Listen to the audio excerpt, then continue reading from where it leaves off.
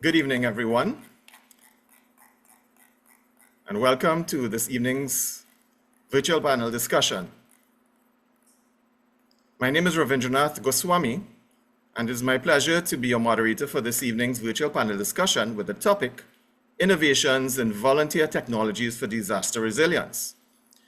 A warm welcome to all attendees viewing the live stream via YouTube from Trinidad and Tobago, the wider Caribbean, as well as globally. Please note that this event is being recorded. Welcome to our distinguished panelists who have agreed to participate and give up their time as subject matter experts in the field, sharing insights and illuminating this evening's topic. REACT is the Radio Emergency Associated Communications Teams, a voluntary non-profit organization that provides assistance in times of emergencies and disasters, working closely with first responder organizations and partners. Headquartered in Glendale, California, REACT started in 1962, with operations in Trinidad and Tobago commencing in 1964, meaning that the organization has been providing service to communities for over 60 years. REACT operates on the basis of chartered teams. There are 10 such teams serving Trinidad and Tobago. Members give up their time and assist with public service projects, including cultural, sporting, and other activities in which communications and logistics are critical. Radio communications technology is the mainstay of the organization's operations. Continual preparation via training, exercises, drills, and projects is key to the organization's preparedness activities. REACT works closely with several stakeholders, some of whom are represented on the panel this evening. The month of May is celebrated internationally as REACT Month. May has also been declared as the National Disaster Prevention and Preparedness Month by the Government of the Republic of Trinidad and Tobago, with a program of activities executed by several stakeholders led by the Office of Disaster Preparedness and Management, ODPM. REACT has had a long working relationship with the ODPM, and today's event is a manifestation of this continued close collaboration.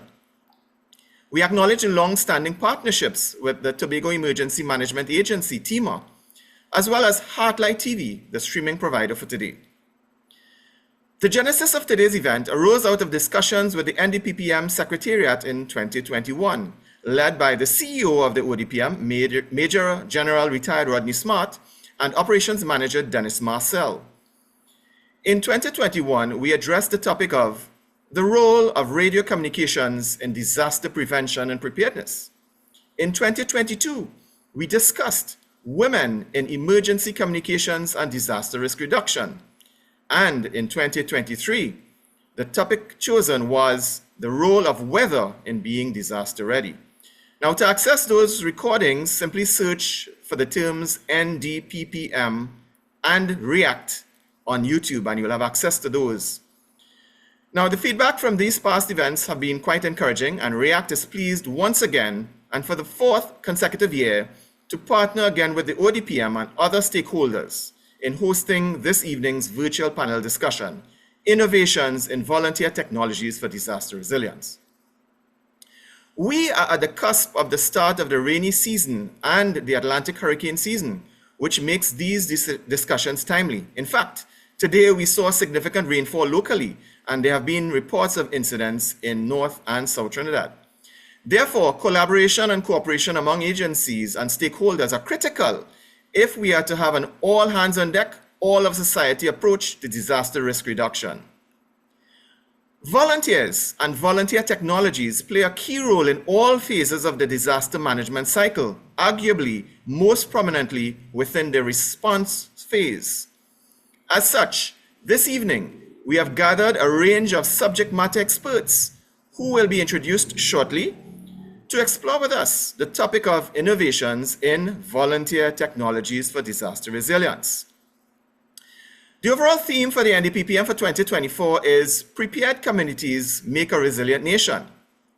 We can therefore assert that volunteerism impacts positively on community resilience in disaster management. In fact, the United Nations Office for the Coordination of Humanitarian Affairs, that's OCHA, and the United Nations Development Program, that's UNDP, published a report in 2023 to introduce and raise awareness about key technologies for disaster management and resilience. The technologies identified include 3D printing, artificial intelligence, augmented reality, virtual reality, blockchain, cloud technology, communications networks and 5G, and we may perhaps add 6G now, crowdsourcing, cyber physical systems, drones, geographical information systems, Internet of Things, sometimes referred to as IoT, remote sensing, and social media. However, the report notes the challenges in many states achieving the required levels of technologies by official agencies. This suggests that there is an important role for volunteers who can bring to bear key technologies to collaborate and supplement the gaps in a meaningful way. The multidisciplinary panelists with diverse backgrounds and experiences bring a wealth of knowledge that no doubt will make for an interesting and thought-provoking exploration of the subject areas. We may indeed get into some controversial subtopics as we explore the various technologies as they apply to being disaster ready. Attendees may send in questions to the panel via SMS text or WhatsApp to 1-868-74-REACT, that is 747-3228 at any time. We welcome your questions, which can be sent in at any time starting from now. A ticker tape will run periodically to remind participants of the number to text or WhatsApp with questions. Should we encounter any major technical difficulties or other issues that affect the program, we will attempt to recover. However, if we are unable to do so within 5 minutes, we will seek to reschedule.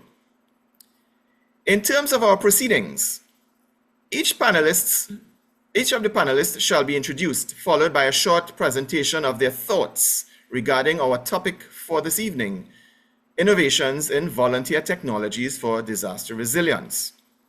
Each panelist will select the perspective from which they choose to approach the discussion. After all panelists have made their opening remarks, we shall engage the panel in some further conversation, followed by questions from the attendees. We encourage you, our viewing audience, to ask questions or make comments via SMS or WhatsApp. Given the diverse expertise of the panelists, perhaps we may segue into other currently hot topics, some of which were mentioned in the UNDP report, such as cybersecurity, maybe privacy, generative AI, and blockchain. On a somber note, today's event is dedicated to the memory of the late Ronald Soyafat, CEO of the Eastern Regional Health Authority, who passed away on the 14th of May, 2024. He was a stalwart member of the amateur radio community and now a silent key. We extend condolences to his family, friends, and community members. His passing is indeed a great loss. So please note that we will be proceeding quite informally throughout the evening. So sit back and relax as we hear from our distinguished panelists. First up is Shana Khan. Ms. Shana Khan is driven by a commitment to fostering resilience and safeguarding communities and has emerged as a dynamic force in the field of disaster management and environmental sustainability. Her career objective reflects an eagerness to collaborate within challenging and competitive environments, leveraging her knowledge and capabilities for the advancement of organizations. Ms. Khan embarked on her academic journey at the University of the West Indies, St. Augustine, earning a Bachelor of Science degree in Environmental and Natural Resource Management.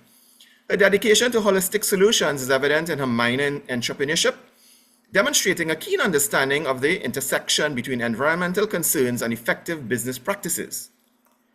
Graduating in 2013, Ms. Khan laid the groundwork for a career centered on making meaningful contributions to environmental protection and disaster preparedness.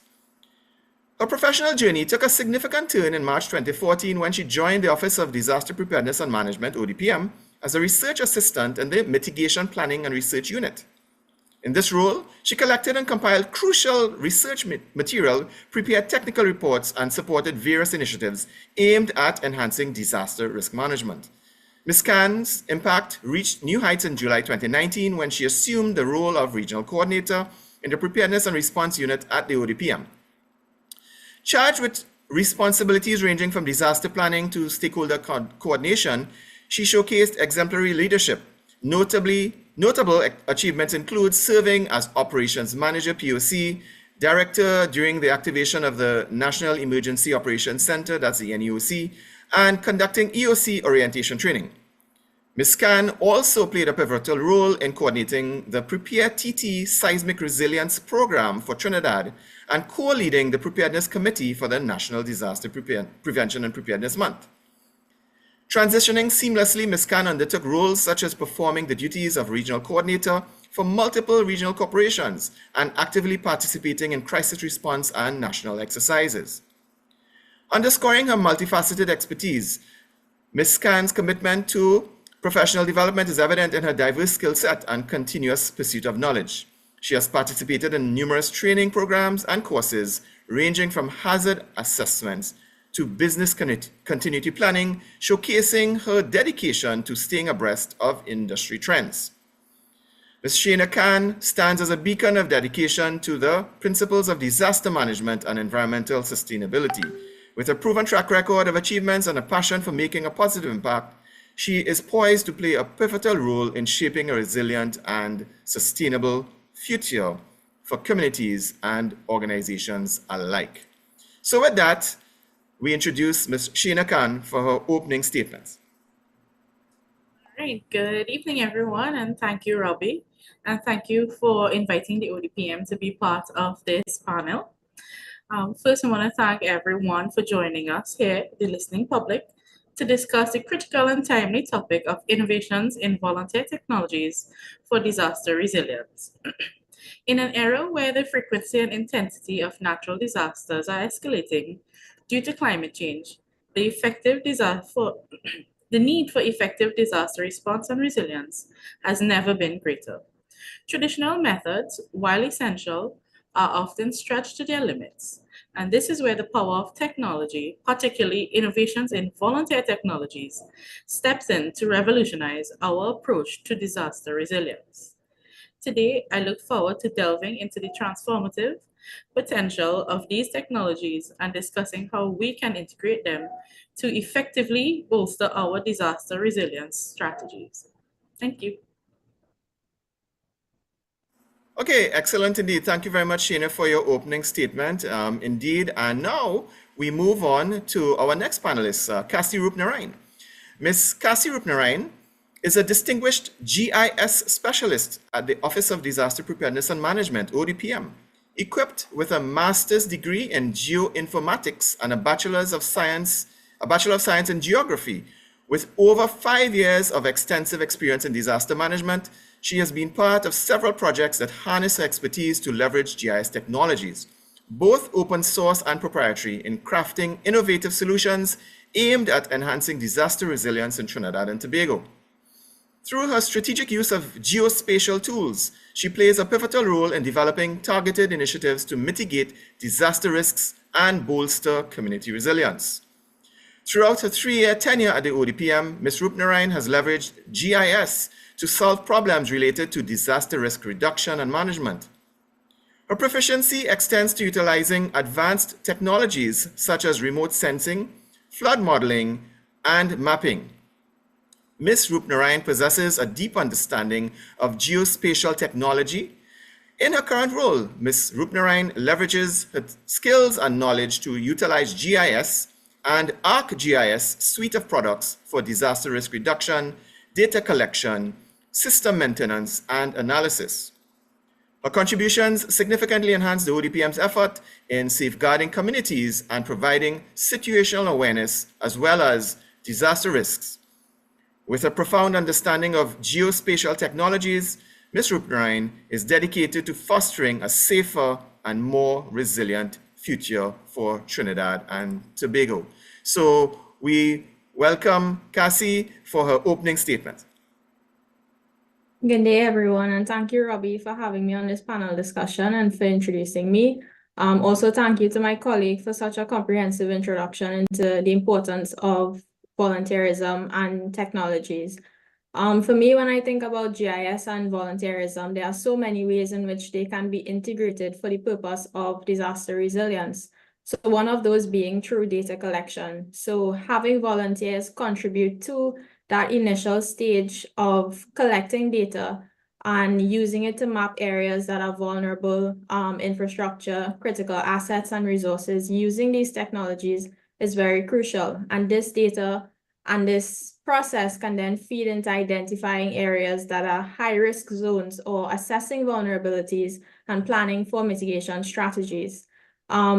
Another way in which volunteerism and GIS or technologies can be integrated is through crowdsourced mapping. So having individuals on the ground map where hazards occur and how it impacts them. And this information feeds into having community engagement, which is also important. So fostering that empowerment of local residents in participating in disaster preparedness and response activities is incredibly important.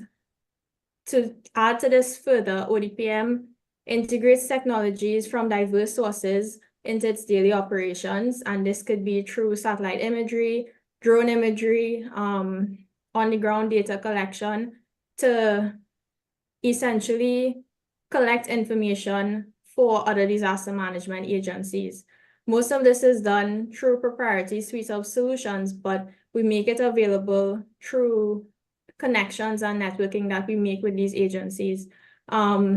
Recently, I want to highlight one of the activities that we did for the National Disaster Prevention and Preparedness Month, which was a GIS mapathon in collaboration with GISTT, the Geographic Information Systems Society of Trinidad and Tobago, and the Humanitarian Open Street Mapping team. The participants involved in this process, they were interested in learning about disaster risk reduction. But one of the things that we added to the session was not only teaching them and enhancing their knowledge of disaster risk reduction, but also showing them how open source tools can be used in these thematic areas. So the focus was on mapping and updating buildings in flood-prone areas of Cuba, and this essentially allowed for addressing the need for updated data sets and contributing to our mapping needs as an organization, but also enhancing those data sets for future analysis and assessments, and also particularly for disaster recovery and response efforts. So now this data is available for various stakeholders to use and addresses the gap that we currently have where data access and sharing across ministries and departments and agencies is an issue. And it shows the potential to bridge this gap through solutions like these. So I'll stop now for the other panelists to give their statements, but thank you so much for having me here, Robbie. Okay, excellent indeed, Cassie. Thank you so much. And of course, we have gotten the ODPM lead off. I mean, as the key partner agency in respect of this, they have certainly set the stage and given us a perspective. So let's go into some of the other subject matter experts this evening. So up next is Sean Mohammed. Sean Mohammed is the president of the Trinidad and Tobago Off-Road Association. He has over 10 years of experience in the IT industry. He turned his hobby into a job and he was able to have fun and at the same time earn an income. Sean has since established the largest performance off-road parts shop in the Caribbean, ABS Off-Road Limited, with dealerships from around the world, pioneering new technology in the field of off-road in Trinidad and Tobago, as well as the Caribbean. He is passionate about technology and off-road activities, merging interests in both industries. He gives of his time voluntarily, providing access to areas for relief efforts in times of disasters, areas that are cut off by landslides and flooding, making it impassable to standard vehicles. With that, we introduce Sean Mohammed for his opening statements. Afternoon, everybody. Thanks for having the Off-Road Association, as part of this seminar. A lot of people think of, off-road and what we do as just, people just driving these big vans through the mud or through the forest and stuff like that. But technology plays a integral part in what we do. We have purpose-built vehicles in the country that have a lot of engineering put behind it. Now, being from an IT background and as well as a mechanical background due to the current job as selling the performance parts, we kind of integrate both of them into helping where we can. The Off-Road Association is currently working with the ODPM to become sort of partners with them in response to any disasters and stuff like that that may occur where they need our assistance. And through that, the off-roaders actually have a lot of technology deployed in vehicles and on themselves in the event that there is a disaster or anything like that. So the Trinidad and Tobago Off-Road Association actually works with somebody mentioned crowdsourced mapping platforms and stuff, which is something we actually do use. We have mobile applications that we are currently integrating with the off-road responders. We currently are testing stuff like Starlink to use for SIP communications in the event that we have other communications cut off. Um, we're working with online volunteer platforms as well to integrate our services in terms of how we can help in the event of an emergency. So that's just some of the things we do. Thanks. Okay, excellent indeed, Sean, and thanks for bringing that perspective from the off-road, and certainly the importance of technology is being underpinned from all our speakers thus far. So we now move on to Edward Campbell. Edward Campbell is an accomplished pilot, having flown planes, helicopters, and drones during his career spanning over 20 years. With thousands of hours of flight time, both locally and abroad, safety has always been at the forefront of his decision-making process. Having flown the Cessna Caravan for DHL, the BO-105 and the Sikorsky 76 for National Helicopters, and most recently the Augusta Westland 139 for Bristow Caribbean Limited, these experiences have been tremendously rewarding for him. He's also a believer in philanthropy, which is demonstrated by his ongoing contributions to Waze in a volunteer capacity. After drawing all of the major roads in Trinidad and Tobago beginning in 2009, the Waze map for Trinidad and Tobago has developed into a blossoming hive of excitement and interactions, which can boast to be 42 members strong. Every year, as a small token of appreciation, Waze will select a handful of worthy contributors and fly them to a South American country to be able to interact with their peers from those countries. These meetings are where many ideas are shared and where many future projects are born. Edward is a passionate believer in crypto adoption. It's a means for the unbanked to play a part and have a say in their financial success. Over many years, he has noted the continued success of Bitcoin, and as many people will attest, they wish they had invested in Bitcoin when the subject was first brought up. He sees the use of Bitcoin, or blockchain rather, being opened up for future uses such as verifying identities, capabilities allowing citizens to vote remotely on important national subjects, and virtual property ownership. Edward expects that one day soon, banks, local and foreign, will be able to custody cryptocurrencies on behalf of their clients. So we now introduce Edward Campbell for his opening statements. Robbie, thanks for having me. Welcome, everyone. So my assistance, my interactions with Waze has brought many participants into the ecosystem. Again, it's a strictly voluntary capacity. I do it in my spare time for the want of wanting to perfect the map and also to provide benefit to the traveling public at large. So my role presently is the Ways for Cities coordinator. So I will help to onboard entities, government entities, to be able to bring them into the ecosystem. So when Waze is functioning on a daily basis, it generates a lot of information, which such as potholes, such as hazards. It can be drawn on for information such as crash statistics, hazardous corners, flood-prone areas, and Ways for Cities looks to channel that information to interested organizations so that they can draw on the information and use it for their, obviously, making the roads better and making the traveling public safer.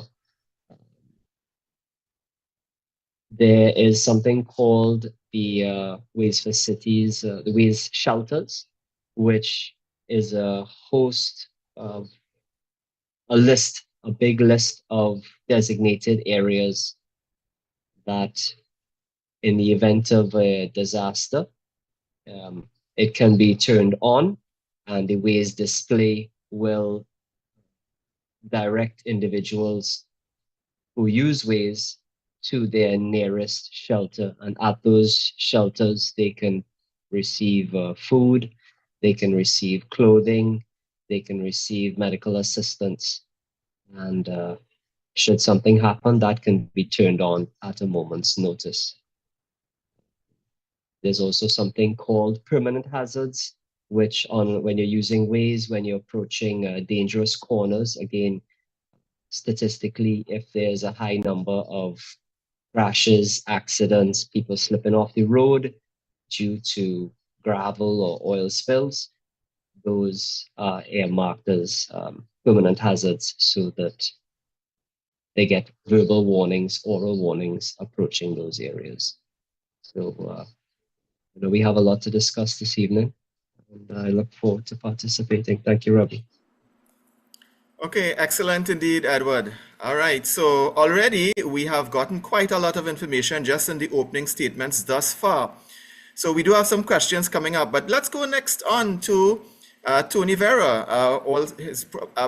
I guess his correct name, Herman Anthony Vera, we fondly call him Tony, is the Managing Director of Hummingbird Drone and Robotics Services Limited and the Hummingbird Group of Companies. Located at the Point Lisas Industrial Estate, Couva, Trinidad and Tobago, the group comprises Hummingbird Helicopter Services Limited, the parent company, Sky Search Limited, HHS Systems Limited, a preferred safety and emergency response training consultancy and manpower services company in the region, and Hummingbird Drone and Robotic Services Limited.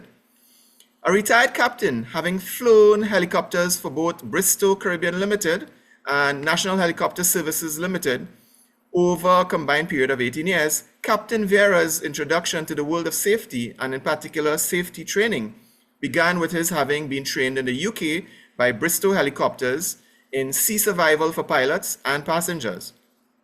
Captain Vera was assigned on his return to Trinidad to train the then Amoco Trinidad's personnel in 1986, as well as Bristow's pilots and engineers in sea survival techniques. In 1997, Captain Vera seized an opportunity to further his knowledge as an instructor when BP bought over Amoco Trinidad, as the takeover would mean that BP's North Sea training standards would eventually be adopted locally. Having pursued OPITO approval and certification to offer helicopter underwater egress training, or HUET, Captain Vera became the first Trinidad and Tobago national to be certified as an instructor for what is now mandatory training for anyone venturing into an offshore oil and gas installation. The demand for his services was the catalyst for the formation of a separate safety training company and catapulted Captain Vera into retirement from his pilot duties in 2001, leaving behind an accident-free 10,000 plus hour career in helicopter flying to from HSSL Safety Systems Limited. Fast forward to the present, and Captain Vera is again spearheading diversification of business through the establishment of a technology-based company to support the changing needs of industry in respect of inspection capability. Hummingbird Drone and Robotic Services Limited offers services through robotic crawler and drone technology for inspections, security, and general use throughout the industry. The visionary leader that he is, seeing the need to provide relevant, internationally recognized training in support of the emerging oil and gas giant that is Guyana today, Captain Vera also established HHSL Safety Systems Guyana Inc. in 2019. He is passionate about the development and maintenance of a competent workforce, ensuring safe work practices, and the promotion of a positive safety culture locally, regionally, and internationally. Hence, his trust to assist in the transformation of the skills and knowledge of the Guyanese people in their quest to become second to none in oil and gas services and support. Captain Vera is the holder of an FAA Part 107 SUAS license and is authorized to operate Category 1, 2 UAVs. So with that, we welcome Tony Vera for his opening statement. Good evening, everyone. Thank you, Robbie, for that introduction. Welcome, fellow panelists. Listening or viewing public regionally, locally, regionally, and internationally. It gives me great pleasure to be on this forum this evening and to share a bit of insight on the use of drones as one of the innovations in volunteer technologies for disaster resilience.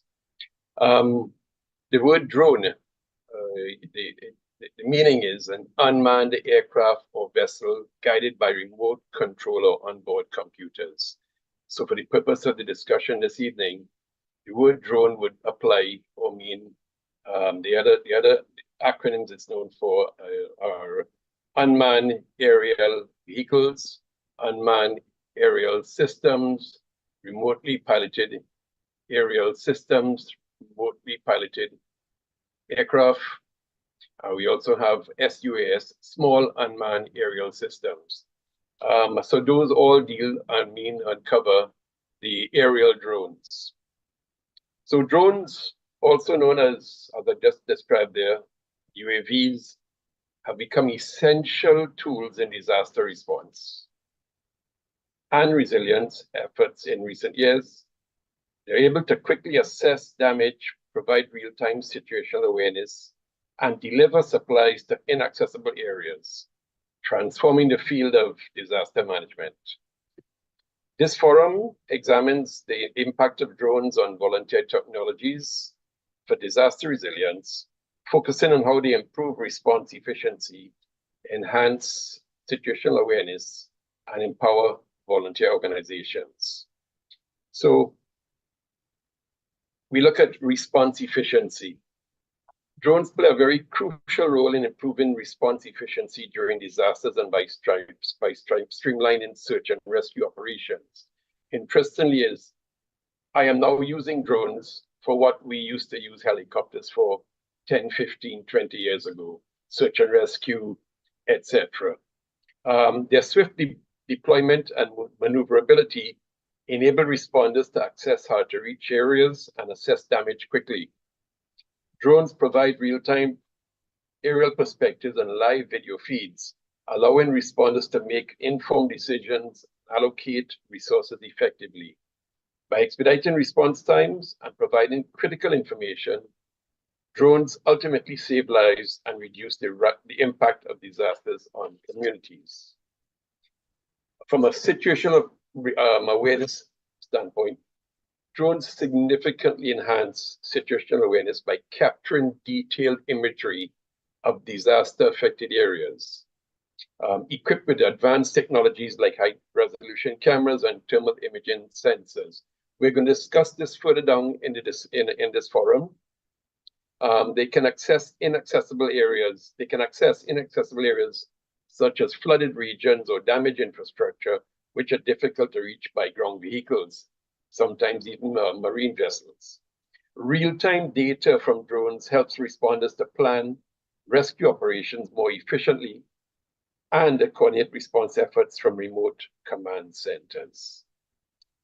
Empowering, in keeping with the team, innovations in volunteer technologies for disaster resilience, drones support disaster response by empowering volunteer organizations and citizen groups to actively participate in relief efforts. With the availability of affordable consumer drones and user-friendly technology, volunteer pilots can provide valuable aerial support during emergencies by assisting in search and rescue missions, conducting aerial surveys of affected areas, and delivering supplies to isolated communities. So by harnessing the collective efforts of volunteer drone networks, humanitarian agencies can enhance their response capabilities and reach remote locations more effectively. I look forward to going into further depth on these discussions as we get into this forum. Thank you. Okay, thank you so very much, Tony. We have really received quite a nutshell from each of the panelists thus far, speaking about volunteerism, the importance of technology, and elucidating a little bit about their area. So we will certainly go a little more in depth. I do have a couple of questions to pose to the panelists, and of course they can choose from their perspective to answer. And we're already getting, I see, quite a number of questions from the viewing audience. We are getting it via SMS text, and we also we are accepting questions via the WhatsApp platform as well. And the number is 1-868-74-REACT. We are actually able to have a look at the YouTube chat as well. So persons who are on YouTube, feel free to pose a question there as well. If you wish, we will try to get to it. And we certainly say welcome to everyone. Okay, so now that we have essentially had a topic statement and introduction to each of our panelists and what a wealth of knowledge we have before us, and we encourage the participants, the persons who are viewing, to utilize this opportunity to ask questions, things that you always wanted to know but maybe did not know who to ask or where you can get your questions addressed.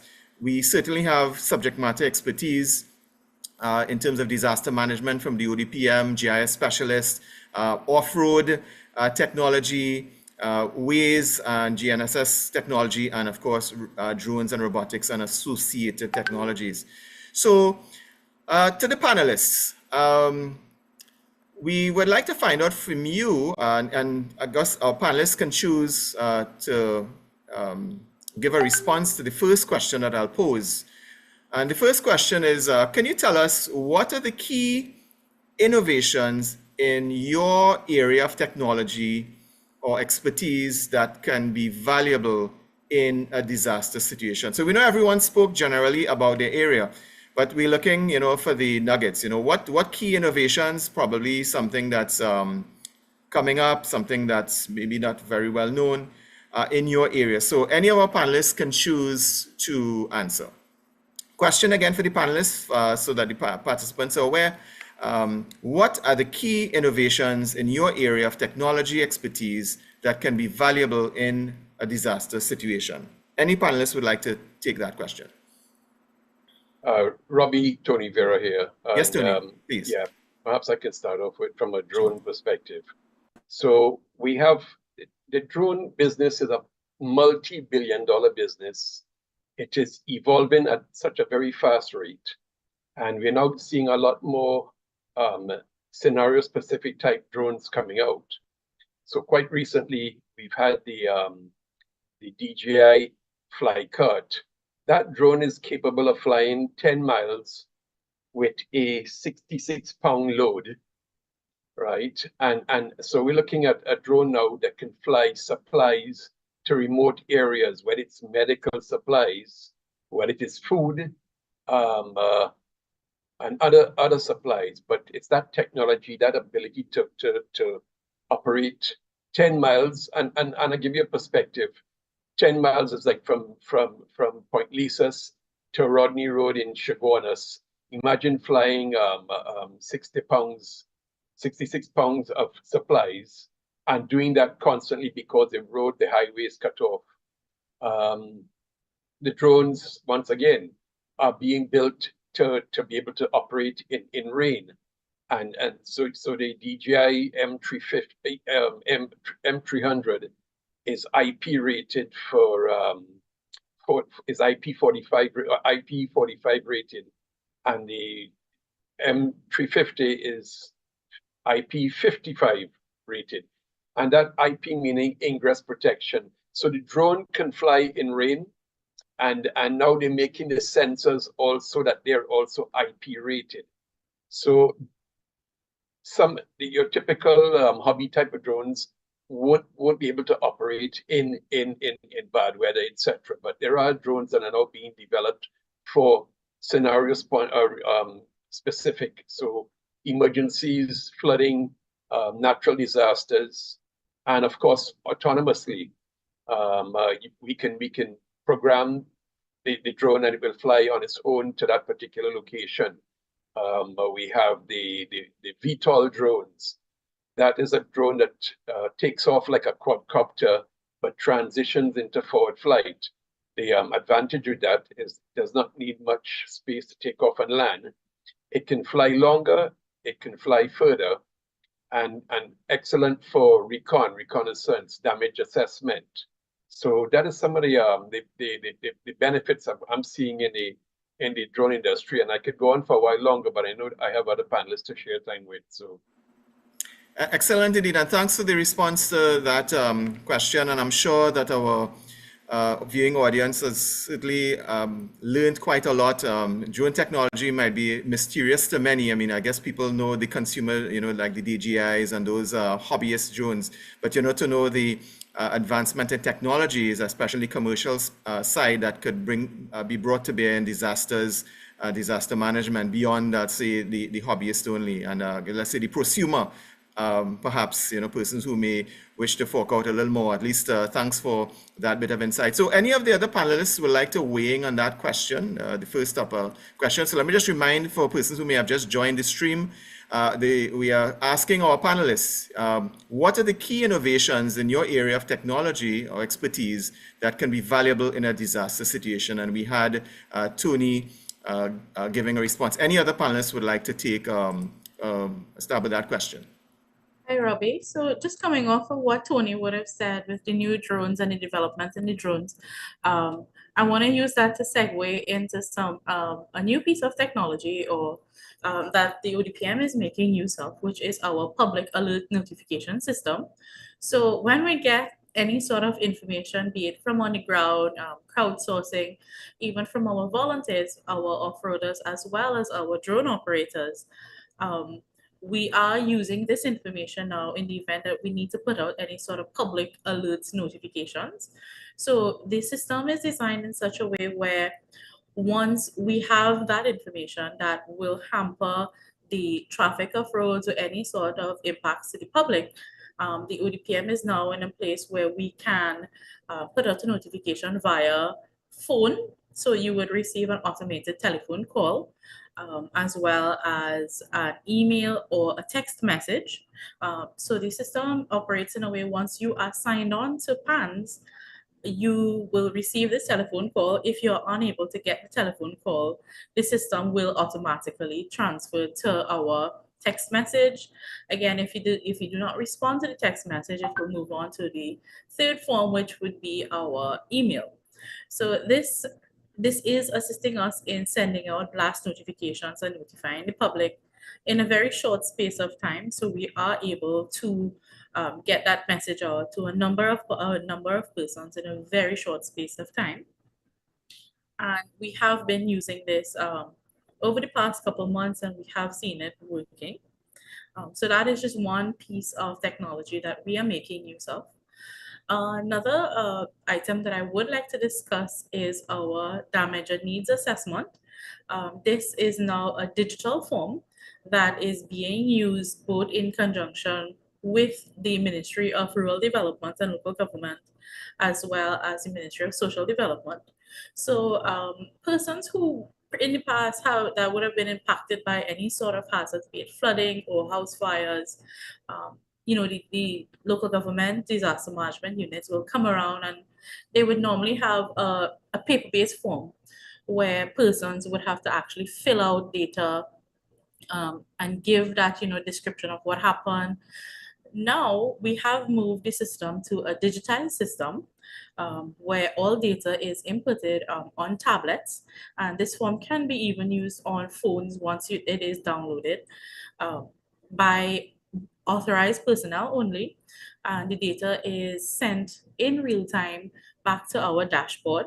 So in this case, once we get reports and the reports are verified, the data comes directly back to the ODPM, the Ministry of Rural Development and Local Government, and Ministry of Social Development, and we can actually see in real time the areas that are being impacted, how many persons, so we are able to plan ahead of time.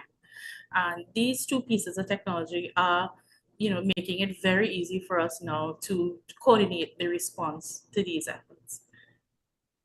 Thank you. Excellent indeed, Sheena. So I heard you speak, in two areas there specifically. One around communications, and then I also heard digitalization.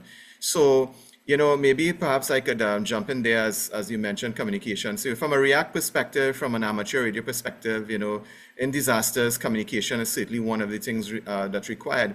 And in Shana introducing PANS, and I'm hoping that we can put a plug for PANS in there as well. I think everybody in Trinidad and Tobago should be subscribed to PANS, whether it's via your email, your phone, whichever of the options.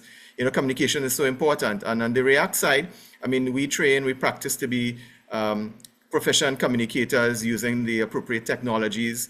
Not only some of the older analog technology, but certainly some of the newer technologies in the digital space, and certainly the voice over IP.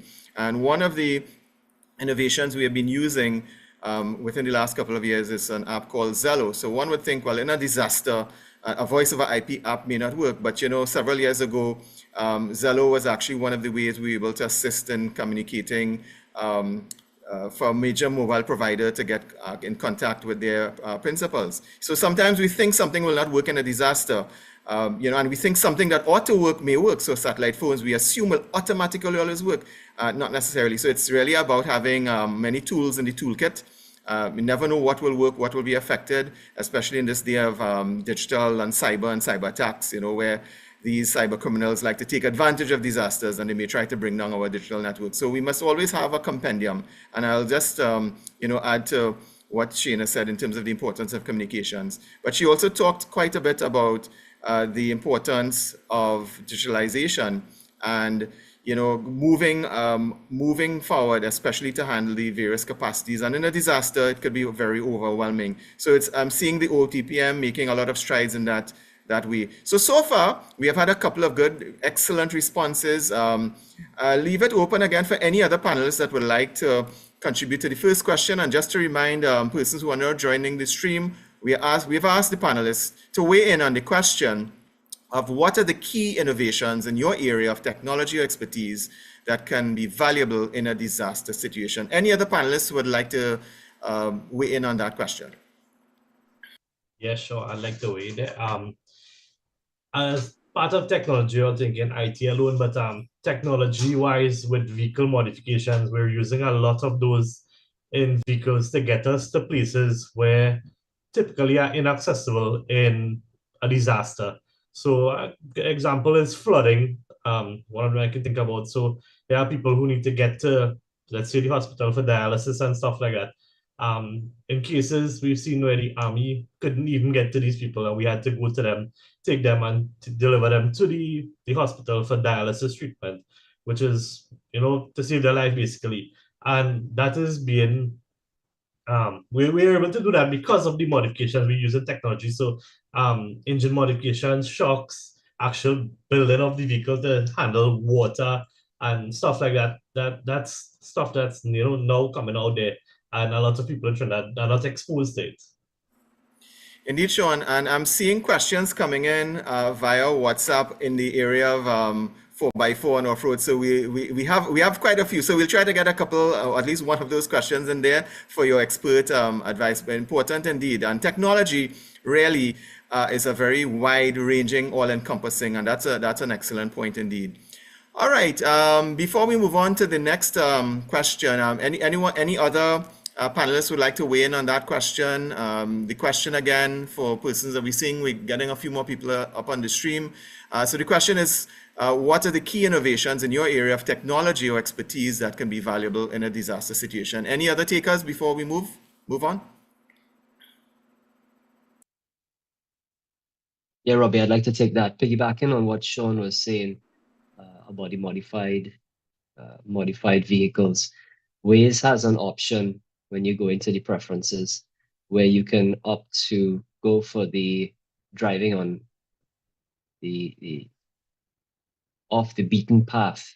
So with a specific type of hardware, big tires, lift kits, etc., you would now be given the option to drive on roads that would not be available to your Civics or your feeders or those types of vehicles. So, in the past, specific options in the app settings has maybe been misunderstood, and individuals who were trying to take a shortcut may have been given the option to drive on roads that they should not have, and may have painted Waze or Google Maps in a not so great light. We've had to deal with the ER nightmares inside the Waze chat, and we've put the information out via Facebook and other social media channels. So Waze, there's another partnership called Waze Radio, and I know many of the FM stations have piggybacked on that to inform the traveling public and those that are not using the native Waze app of which roads are congested and suggesting alternative roads for them to take while they listen to their favorite FM broadcasting stations. So that's an avenue. Also for Waze, as I said before, Waze generates a lot of information on a daily basis. So when there are traffic accidents, Waze knows about it first, even before it's actually reported by the individuals using the Waze app. So Waze knows when the traffic accident happens, and for life-saving support to be directed to the place of the accident, there are 3 entities that should want to know about that right away, and that is fire rescue, the TTPS, and also EMS. So I would like to put it out there that I would like to get in touch with EMS service providers, fire rescue, and also members of the TTPS IT section, because Waze wants to partner with you, as well as UE, and even Robbie Tima from Tobago. Presently, Waze has 6 Waze for Cities partners: Ministry of Rural Development and Local Government, Ministry of Works and Transport, the ODPM, St. Augustine Center for Innovation, UTT, and Waze wants to partner with you. So I put out the olive branch to those individuals who we do not have relationships with, so that we can start to work with one another. Excellent indeed there, Edward. So certainly, I mean, that's part of the reason for the platform as well, to make the connections, the networking, and I think hopefully we have persons from those various agencies that you mentioned, I'm sure, that would be tuned in or will look at the recording, and that may seed something. So hopefully those connections will be made. And also, just to put in a plug for Waze, I'm hoping that everyone who I guess is on the road in some form or fashion, has downloaded and use Waze as a crowdsourced application, everyone contributing indeed. So just a plug for Waze. So Cassie, not to leave you out of the first question, I'll just ask if you had any contribution. Again, for persons who have just joined us, we are asking each of the participants to respond to some questions that we're posing, and then we'll come to your questions shortly. The question at this time is, what are the key innovations in your area of technology or expertise that can be valuable in a disaster situation? So Cassie, would you like to weigh in on that a bit? Sure, Robbie. So I'll just touch on an initiative that ODPM is going to embark on, which is conducting a risk assessment, and a national-wide risk assessment. So currently, we don't have a comprehensive assessment of all hazards or the major ones that affect us. That includes everything related to exposures, capacities, and vulnerabilities of persons.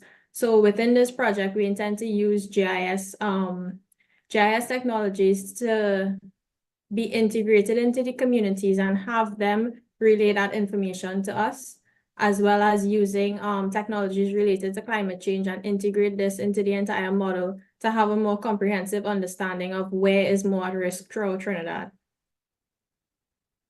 Thank you, Robbie. Okay, excellent indeed. So, Robbie. folks, yes, go ahead. Sorry, could you just allow me one quick minute Sure, here please. on a piece of technology that I forgot to bring up? Please do.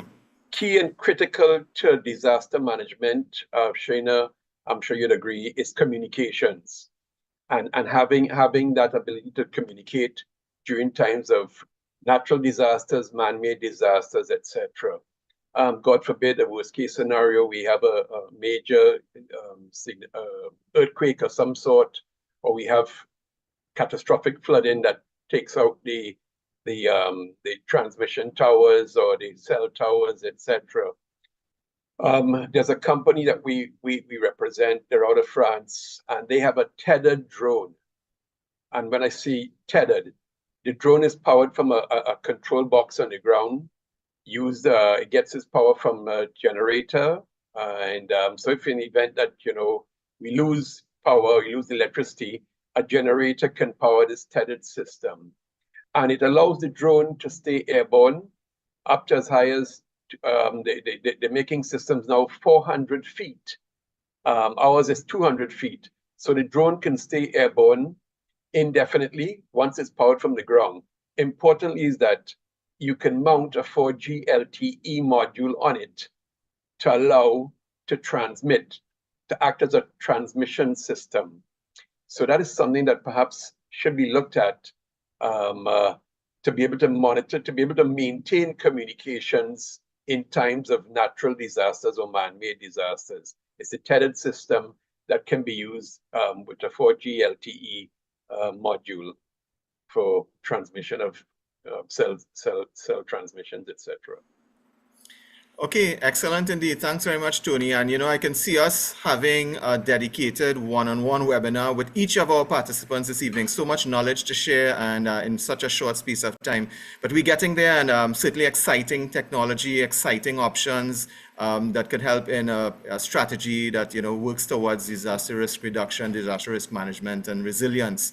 So I'm seeing quite a few questions coming in. So what I will do, I'll just go to the next topic question for the participants, and then we'll begin to take some of the participant questions. I think we have quite a lot of the questions, a variety, and we'll try to choose a variety that is representative of what's being asked on the various platforms. So we're taking questions via the live stream on YouTube. That's good. And we're also taking questions via text messaging, SMS text to 1-868-74-REACT, as well as WhatsApp to that number as well. So either which way, you can get your questions in. And very powerful contributions to that question, in terms of what some of the things that you bring to the table. And indeed, we have gotten some excellent responses. So let's go now to these. So we've spoken about, what we're capable of doing. What's our distinctive capability? What can we add? What can we bring to the table? So I'll be asking each participant, and probably we can ask everyone for a quick response to this one. What we'd like to find out from you as subject matter experts in the field. You've been there, done that, and I don't know that anyone who has forayed into anything has had it smooth running, right? We know there are many challenges to overcome, and the fact that you're at the top of your game, that must have meant that you have really seen a lot of challenges. And that's the question. What issues or challenges do you or your fraternity or community face concerning the applicable technology? So we're just asking about issues and challenges. Anyone would like to take first stab at that question? Yeah, I'll take a go at that because yeah, Sean. we could quickly answer it. The off-road community has had a lot of pushback from authorities in the sense of we've been modifying vehicles with new technology that Trinidad has not yet been, how to put this, the laws have not been updated to fit these upgrades. So a lot of DIY stuff, a lot of imported technology from other countries that they're using and stuff. And we're actually working with the licensing division to legalize some of these things and, have a standard to get these things, allow these vehicles on the road, because although it's a little bit antiquated and they don't cater for these modifications at all. So that's something we've been dealing with, and we're currently working with the livestock team to rectify that. Okay, excellent. So you have brought that, it's a challenge, but you have also indicated to us that it's being handled, and again, through, I guess, legislation or regulations or what have you. That's excellent indeed that some progress seems to be made, but it's important to state what the challenges are, and I'm sure, there are many stakeholders that, view these sessions and, to sensitize. Maybe there's someone, a technocrat in an area that might be able to step in and help and say, hey, I didn't realize that you guys were having this challenge. Let me see what I can do from my perspective. Sometimes it's a multi-stakeholder, interdisciplinary effort sometimes to move things forward, especially when it comes to regulations and legislation. Just recently I listened to the Parliament channel. There was a guy who put forward something with respect to increasing the copyright validity period, and it's a person who individually stepped forward. So we have many persons like that, and thank you again for representing, for those of us who own 4x4 vehicles and would like to make it accessible to some areas. So indeed. So anyone else? So again, to persons who have just joined the live stream, we're asking the panelists the question, what are the key or what are the issues or challenges that they face in their area, whether it's a fraternity, a community, or their level of expertise, what facing, any challenges faced concerning the applicable technologies. So any other panelists would like to speak on this question? Robbie, I might launch off here again.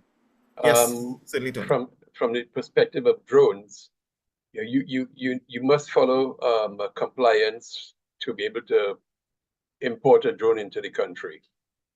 And so we have various authorities that we have to deal with and apply to import the drone or drones. And it could be a bit onerous at times. To get the permission to import a drone.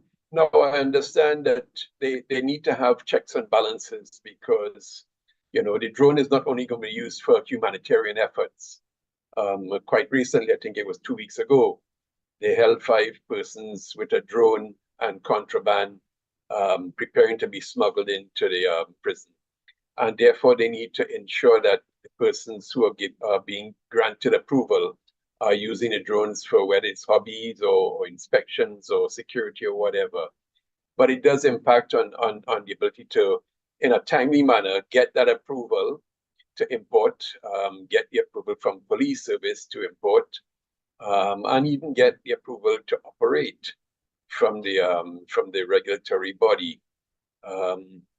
Recently, we attempted to import a big M350, and surprisingly, it was detained at Miami by CBP, Customs Border Protection. They had to do their background checks, etc., before it was eventually released.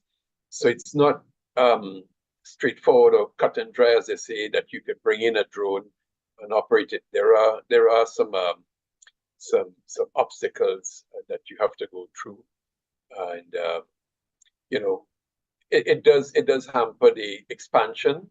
We also are looking at operating the drones or integrating drones into the national airspace to operate what is known as beyond visual line of sight.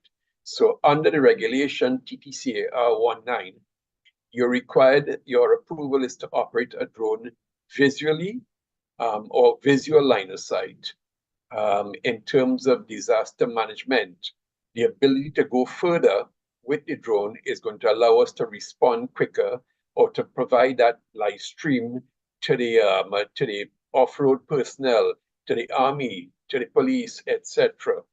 And so now it is to get that permission to operate beyond visual line of sight, depending on the type of drone, that we could go further and be able to capture a greater area, give a greater perspective of what is happening in certain areas in a very timely manner.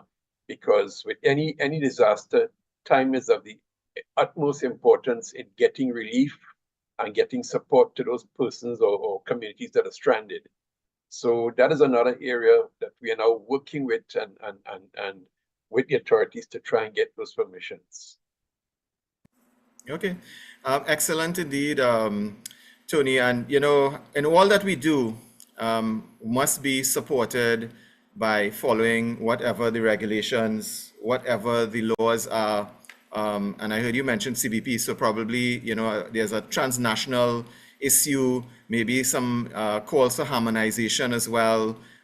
You know, probably some conventions that may not necessarily be in place to smoothen this, especially in disaster. So there may be conventions and existing, but perhaps there's room to modernize, especially given the pace of technology today. So there may be already some things in place that require some work by the legislative, the bodies that look after the harmonization of laws and regulations and so on to make things a little smoother, to allow us, because of course we all operate within the, and this is what I think we're all saying here, you know, we need to make sure that we operate within the legal bounds. However, technology changes and we have to, as this quote, get with the times. And you know, unfortunately, sometimes laws and regulations are a little bit slow to respond.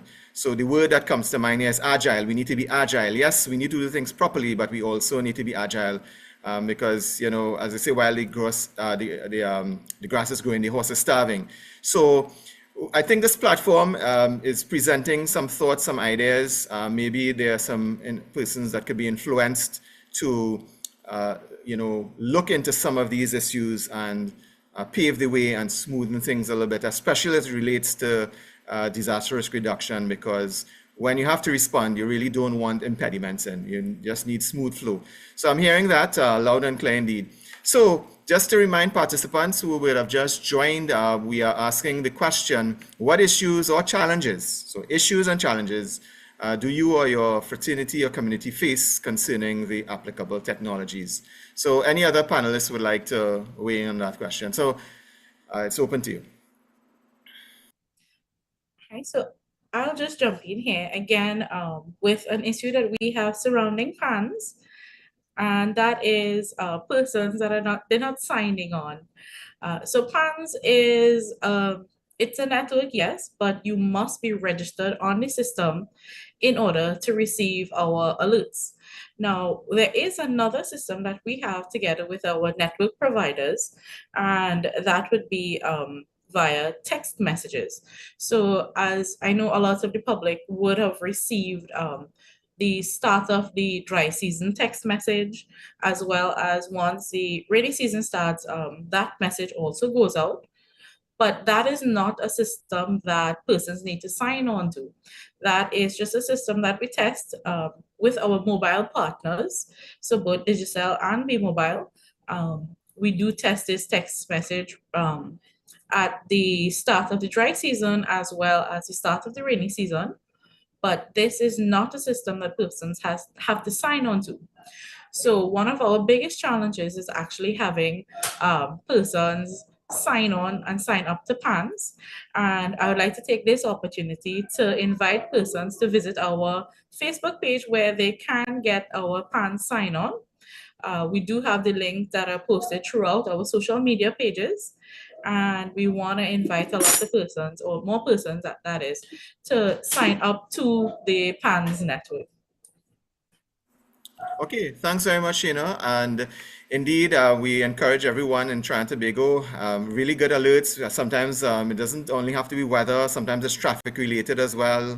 It could be any other type of incident, you know, unusual risk, you know, you get that alert so that you can know how to operate. So it's been seemingly working quite well since introduction. So let's utilize it, folks. It's there, it's provided.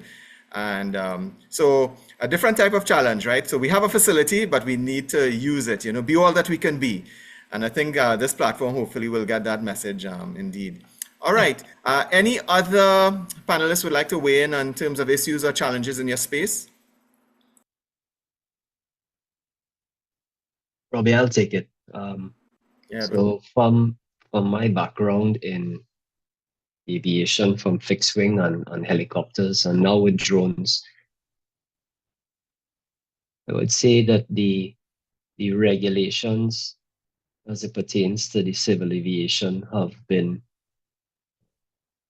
onerous at best, highly restrictive. I would go so far as to say that they are not general aviation friendly, specifically and compared to the FAA system where, for example, if you have the know-how, if you have the skills and the certifications as an AMP, a certified mechanic, you can buy a kit and assemble the kit in your own time and fly it in an experimental category where you're risking your own life because you're doing the work yourself. And those types of categories, as far as the local regulation is concerned, is they are not allowed.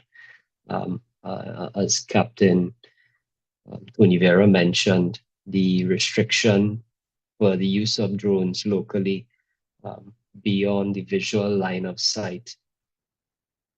Again, it's all of these kinks are being worked out within the FAA system, which is the system in the United States, where they are doing, Amazon is doing home deliveries with drones.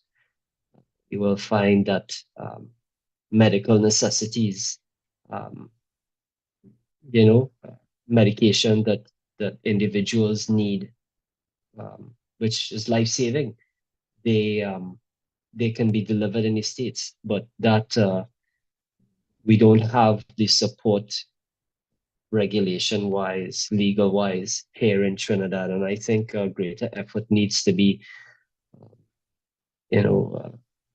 given towards these types of ideas. I know of a handful of ideas that are dependent on drones operating beyond visual line of sight that individuals here in Trinidad want to work with and want to get past that hurdle for their business to be able to provide medical necessity relief to individuals who need to get their medication in a timely basis so that they can have a comfortable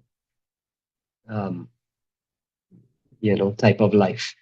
For the ODPM, I would like to also mention there's something that I've been looking at, something called a WIG, a WIG craft, which is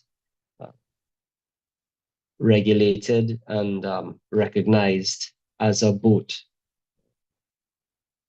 in a legal sense, insurance-wise. And this boat actually gets up out the water, becomes airborne, and flies just above the water on a cushion of air, in which case, if you need to land, the water right ahead of you is your runway.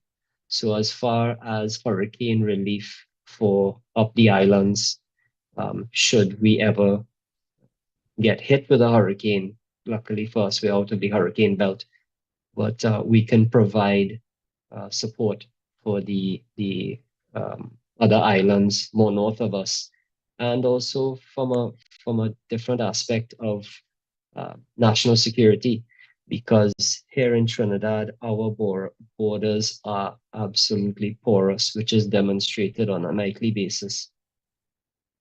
And we just overwhelmed. We don't know who amongst us. We don't know who is who.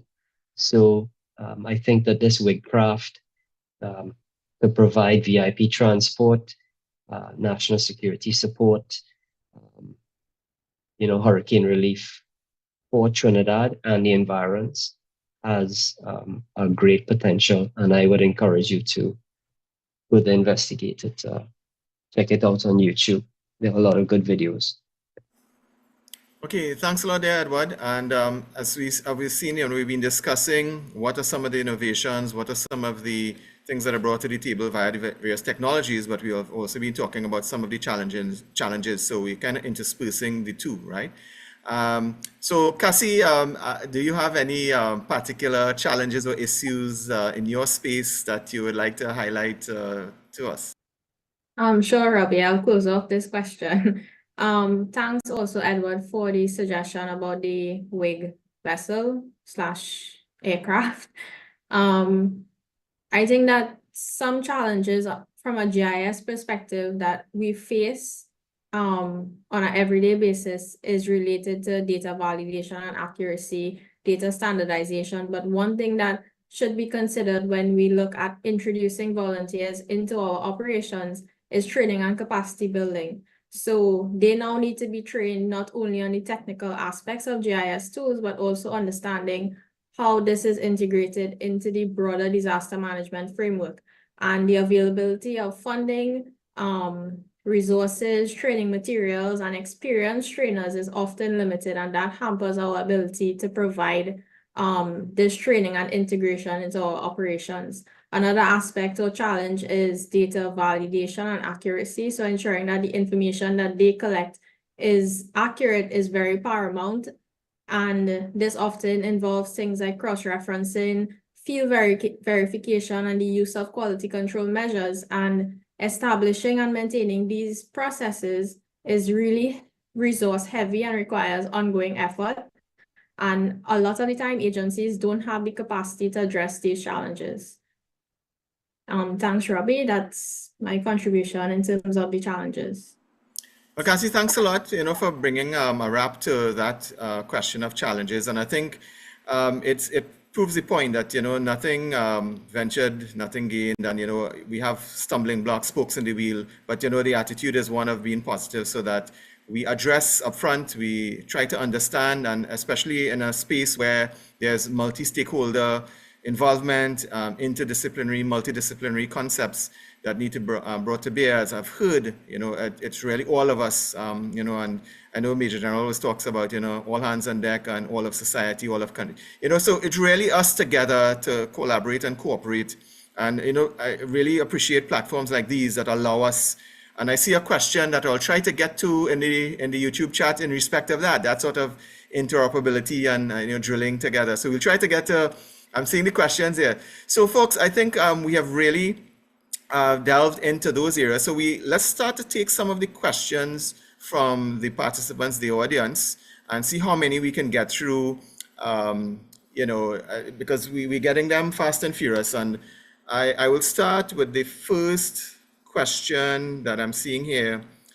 All right, so I think this one, it would be for the ODPM representatives, perhaps Shana or Cassie, I guess either which way you guys can decide. It says, how is the ODPM managing to assist persons with disabilities? Does the ODPM have information on these persons, their addresses, disability, etc.? Do I need to repeat the question or? No, I got it. Okay. So the ODPM, we partner with the Ministry of Rural Development and Local Government basically on a daily basis. We work hand in hand with this ministry, and the disaster management units have embarked on a drive to collect this information within their specific regional corporations. And once they have this information, it is shared with the ODPM. So we have the information, we are getting the information from them. So yes, we do have this information on persons. Okay, excellent. And perhaps let's take this other, what I believe is an ODPM question is, when there is a hurricane alert, flooding, etc., evacuation in the city can be quite scary, especially for the traveling public. How is this being addressed? So right now, and when you say city, I am guessing that I'm thinking you're meaning Port of Spain. Port of Spain, probably. Yes. All right. So we know that Port of Spain and the evacuation of Port of Spain, even the egress, let me not refer to it as evacuation, the egress of Port of Spain, once it rains, can be very challenging. I can let you know that at this time there is a committee developed, and this is spearheaded by the mayor himself. And we are currently working on revising the egress plan for Port of Spain. So this is in the works, and The committee meets regularly to do the updates on this. And again, this is in partnership with the City Corporation, Ministry of Works and Transport, the TTPS, and the NDPPM also makes up part of that committee. Okay, excellent. Thanks. Really good comprehensive responses. And of course, persons who have asked questions, if anything is unclear or you would like to follow up, if we have the time, we'll take the follow-up questions as well. So let's see some other questions here. All right, so I believe this one might have been answered a little bit, but I see the spin on it as recent. Okay, so let's go with this one. So what are some recent technological advancements that have significantly enhanced disaster response and resilience efforts through volunteer initiatives? So let me just restate that question. What are some recent technological and advancements that have significantly enhanced disaster response and resilience efforts through volunteer initiatives?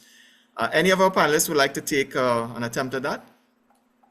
So maybe I can just start off again. Sure. And what I want to let public know is I want to let you all know the relationship between the off-roaders as well as the UAS volunteers. The NDPPM has a strong relationship with them. We have been working through all of the incidents that we would have had over the past couple of years. Both the UAS volunteers and off-roaders have played a critical role in both helping us with response as well as getting that data from on the ground.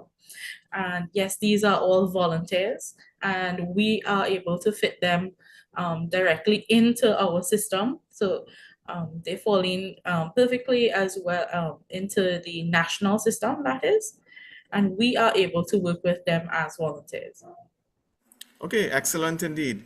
Thanks, Shana. Anyone else? So I'll just repeat the question for any other panelists. What are some recent technological advancements that have significantly enhanced disaster response and resilience efforts through volunteer initiatives?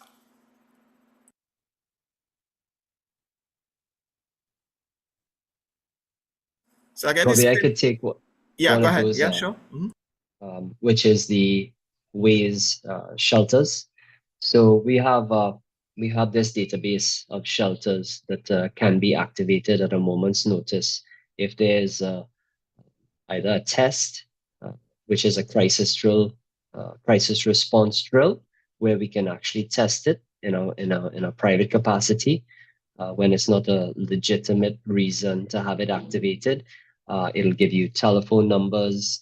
It'll give you, of course, guided directions, turn left, turn right to each one of these shelters in your area. And it will actually tell you, based on user input, which one of the rivers has busted its banks and it's impassable to traffic. So using the Waze system, using the app that resides on your phone, leveraging the connectedness by the ISPs, it's an ecosystem, it's a network that provides tremendous value when the need arises, for the purpose of saving lives and getting the traveling public to where they need to be in a timely fashion. Okay, excellent indeed. So we have heard a couple of responses to the first question, the third question from our viewing audience, and we certainly welcome everyone.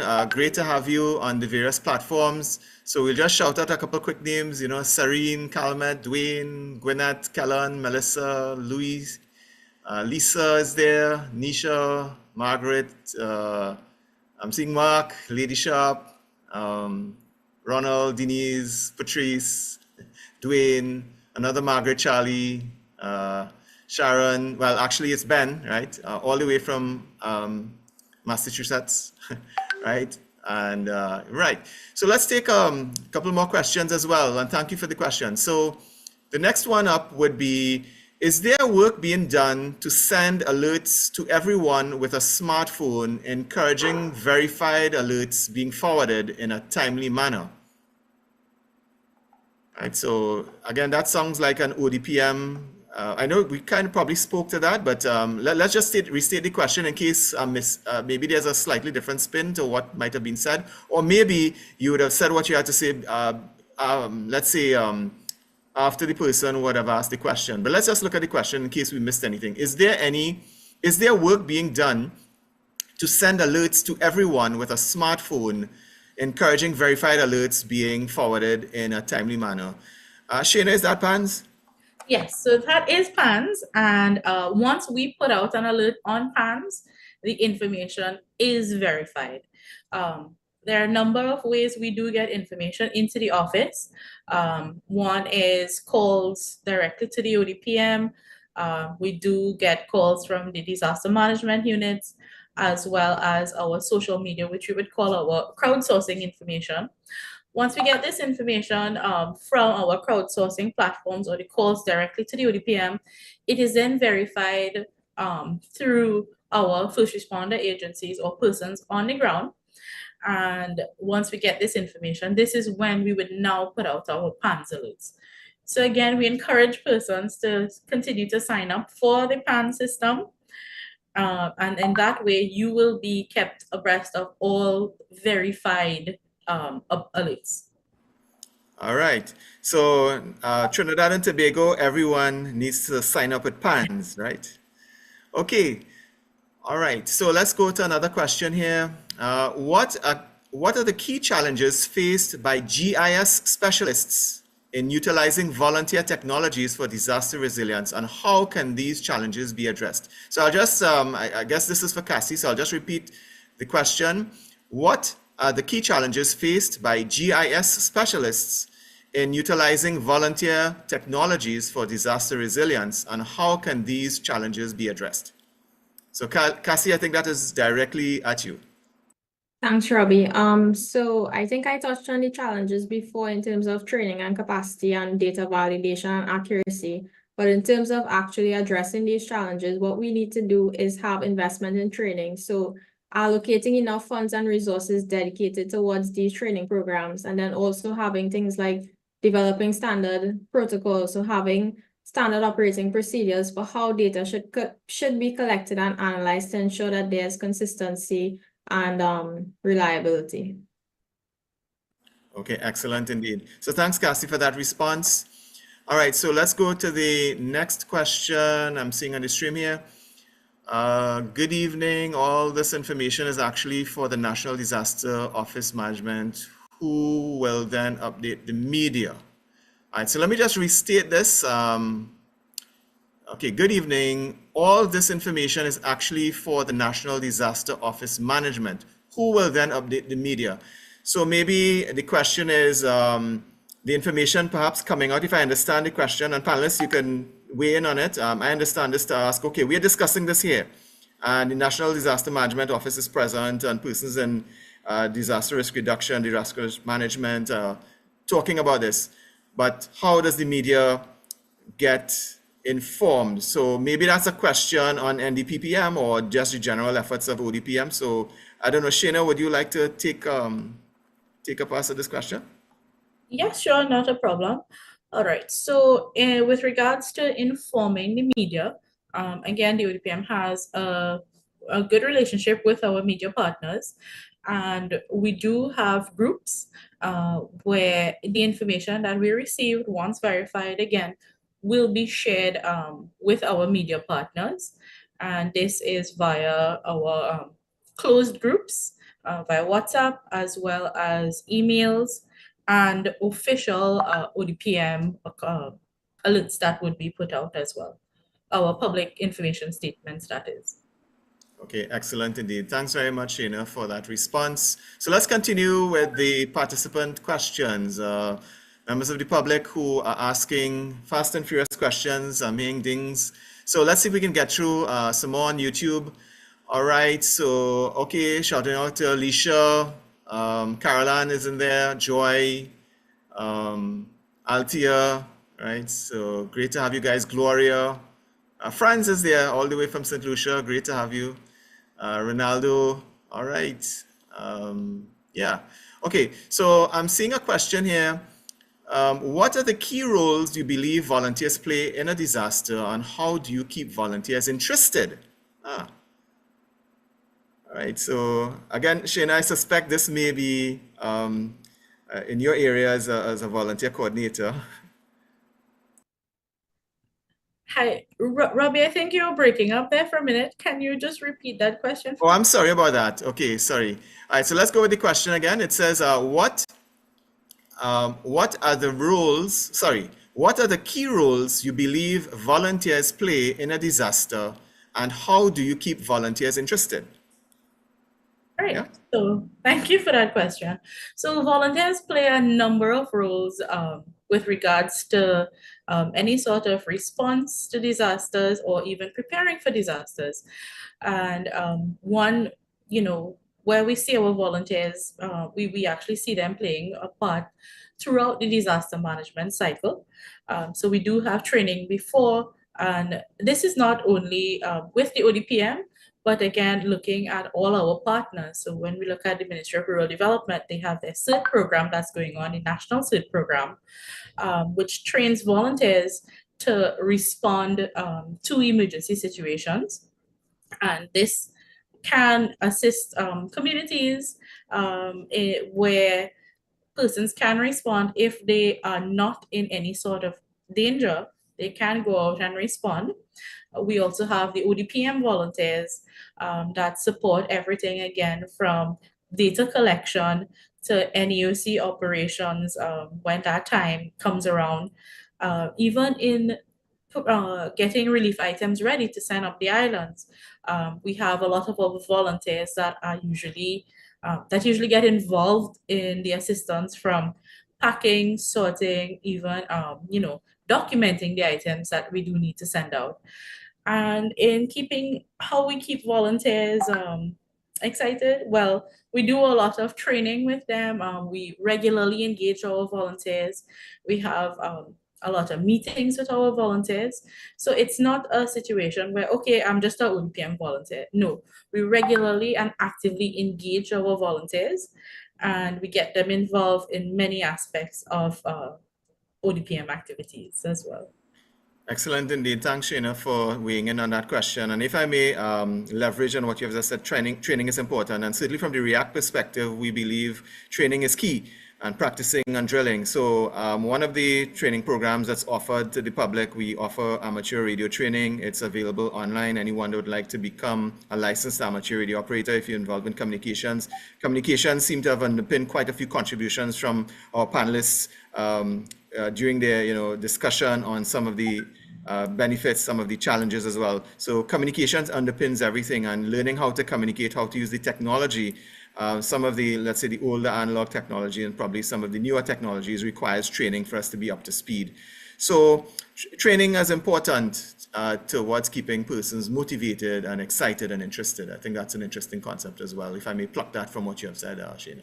Yes, and just to add a couple points there as well, our volunteers also support us in our public outreach activities. So again, not only the training side of it, but they actually get to go out into communities and pass on that knowledge that they would have learned from the ODPM as well. And just as to specifically mention, just recently the Tobago oil spill, they were also part of the ODPM contingent that would have gone across. And again, that would be to support EOC activities as well as activities on the ground in Tobago. Excellent indeed. So underpinning the importance of volunteers, right, in the process of disaster risk reduction and disaster risk management. All right, so let's see if we can look at some more questions that we have coming in here. All right, so I see a comment here from Lisa. Lisa says shelters can only be activated by the authorities first before they can work as a shelter, and that's an important point. Persons should not just self-deploy to a shelter. I think that's a very important point that Lisa has made. And I know Lisa is in disaster management, so she's speaking from a perspective of authority as well. So that's an interesting contribution there, Lisa. Thank you. All right, so another question is, what ethical considerations need to be taken into account when deploying volunteer-driven technologies in disaster contexts, particularly concerning data privacy and security? I love that question, and this has been posed by Dwayne, right? So Dwayne, you've been asking some interesting questions. So let's just repeat this, and I'll ask, from different. This may be something that multiple panelists can, see from their perspective because it speaks about data protection, data privacy, cybersecurity. So let's go. What ethical considerations need to be taken into account when deploying volunteer-driven technologies in disaster contexts, particularly concerning data privacy and security? Whom amongst our panelists would like to take a look at that question?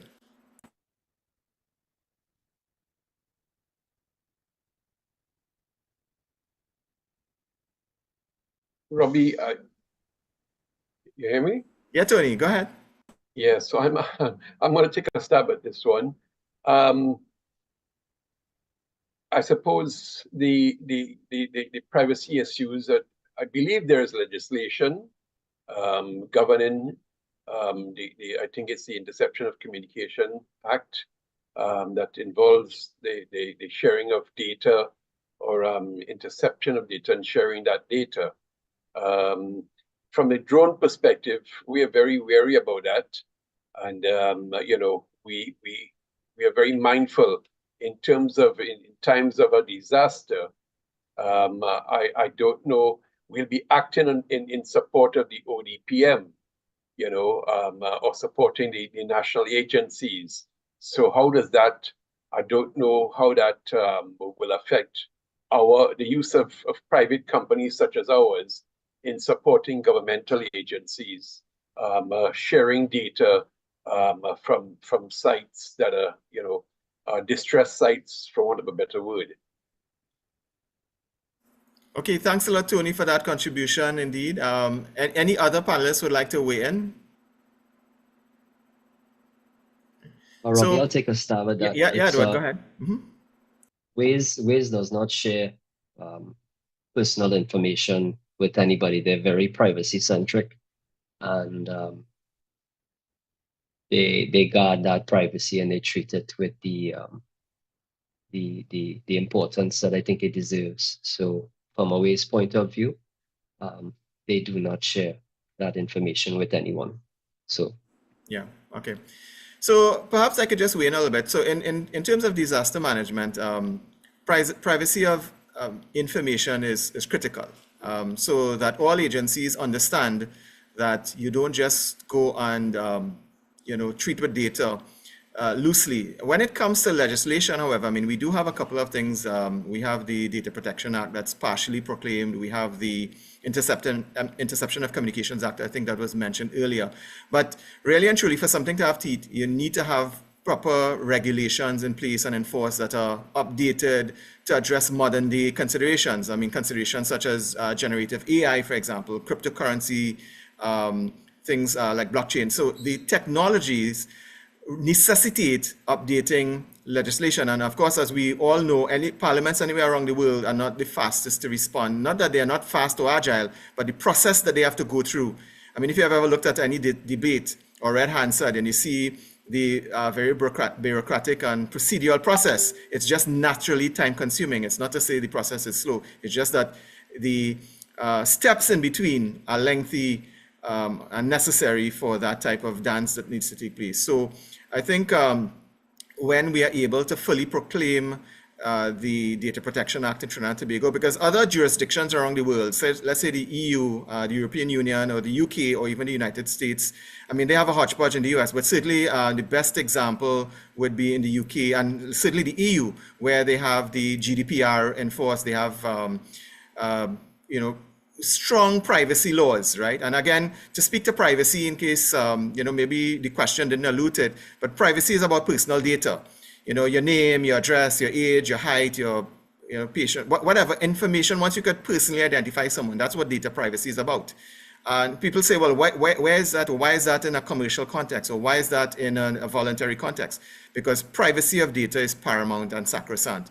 So all of us who are in this space understand that, even on the React side, when we pass information in respect of, disasters, we use codification, right? So it's not easily interpreted.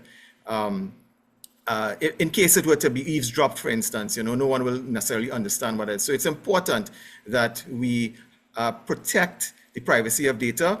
And from an ethical standpoint, that is drilled into everyone very early on in this in the process, right? So I want to say it's understood, but it's also something that needs to be reminded, especially for new persons coming in and volunteering. They have to be inducted in a proper way to understand what you can and should not do, and where the lines are drawn with respect to ethics, right? So hopefully that has helped with the question there, Dwayne, and I love the question, right?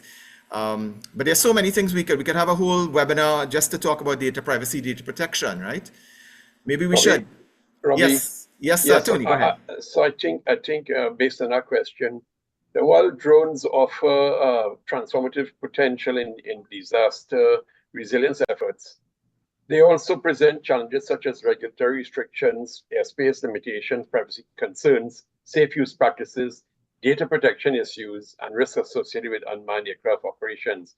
So addressing these challenges requires, I believe, collaboration between government agencies, humanitarian organizations, example ODPM, and the drone industry to establish standardized protocols, training programs, and regulatory framework for drone operations in disaster response. Okay, thanks a lot, Tony. Really appreciate that additional information you've provided to us. All right, so let's move on to a couple more questions. So we're getting to the point we will need to start wrapping up the questions, but we don't want to disappoint any of the persons who are in the audience and been asking. So let's go to the next question. So here's this one. Are there any joint real-life simulations planned utilizing all of the services represented on today's panel so we can have a clear view of how we can all work together? Right, so probably, yeah, so I see Shayna is going to take that. All right, so yes, and we have continued to exercise, these relationships and these SOPs that we have set up with our volunteer agencies. So yes, there we do have some upcoming exercises that the public will be notified about very soon. That is, so I don't want to give away too much information on that. But yes, we do have live simulation exercises coming up, as well as we would have conducted in the past as well. Robbie, I think you're muted. Yeah, thanks. Sorry about that. Okay, thanks, Shayna, for that response. So let's see if we could go through as many of these questions. We just have a few minutes again before we need to do some closeout, right? So what strategies do you recommend to ensure seamless communication between hospitals, emergency responders, and external agencies during a disaster?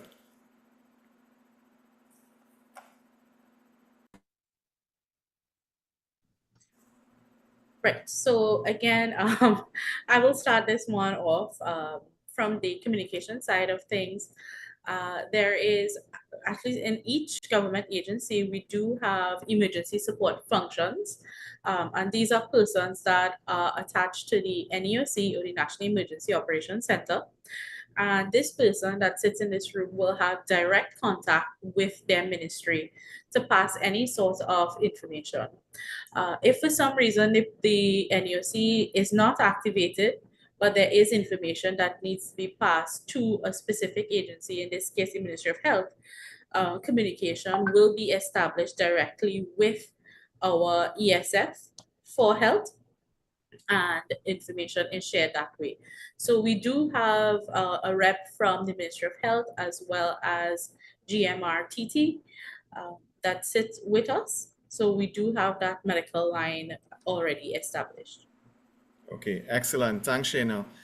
All right, so next question up is it illegal to increase the height of my 4x4 vehicle? All right, so I think that is straight for Sean. I'll jump in this. Yes. So no, it's not illegal. The licensing office is actually working on these things. So they haven't given us a limit to the height of vehicles, but they have said that vehicles anything over 7 inches in lift would have to go into the license office for inspection to make sure that everything meets their standards. Because Trinidad people have a lot of DIY stuff. They like to build their own, do their own things. And they just want to make sure that vehicles are safe on the road and don't pose a threat to the general public. So yeah, that's about it. I mean, they never said it's illegal. It's just they want it done properly. Okay, Sean, thanks so much. And folks, I mean, we're getting expert answers from all of the panelists here, right? These are people who have, forayed into this. So hopefully these answers are helpful. All right, so next question I'm seeing here is, does Waze and Google Maps use the same database? All right, this sounds like something for Edward.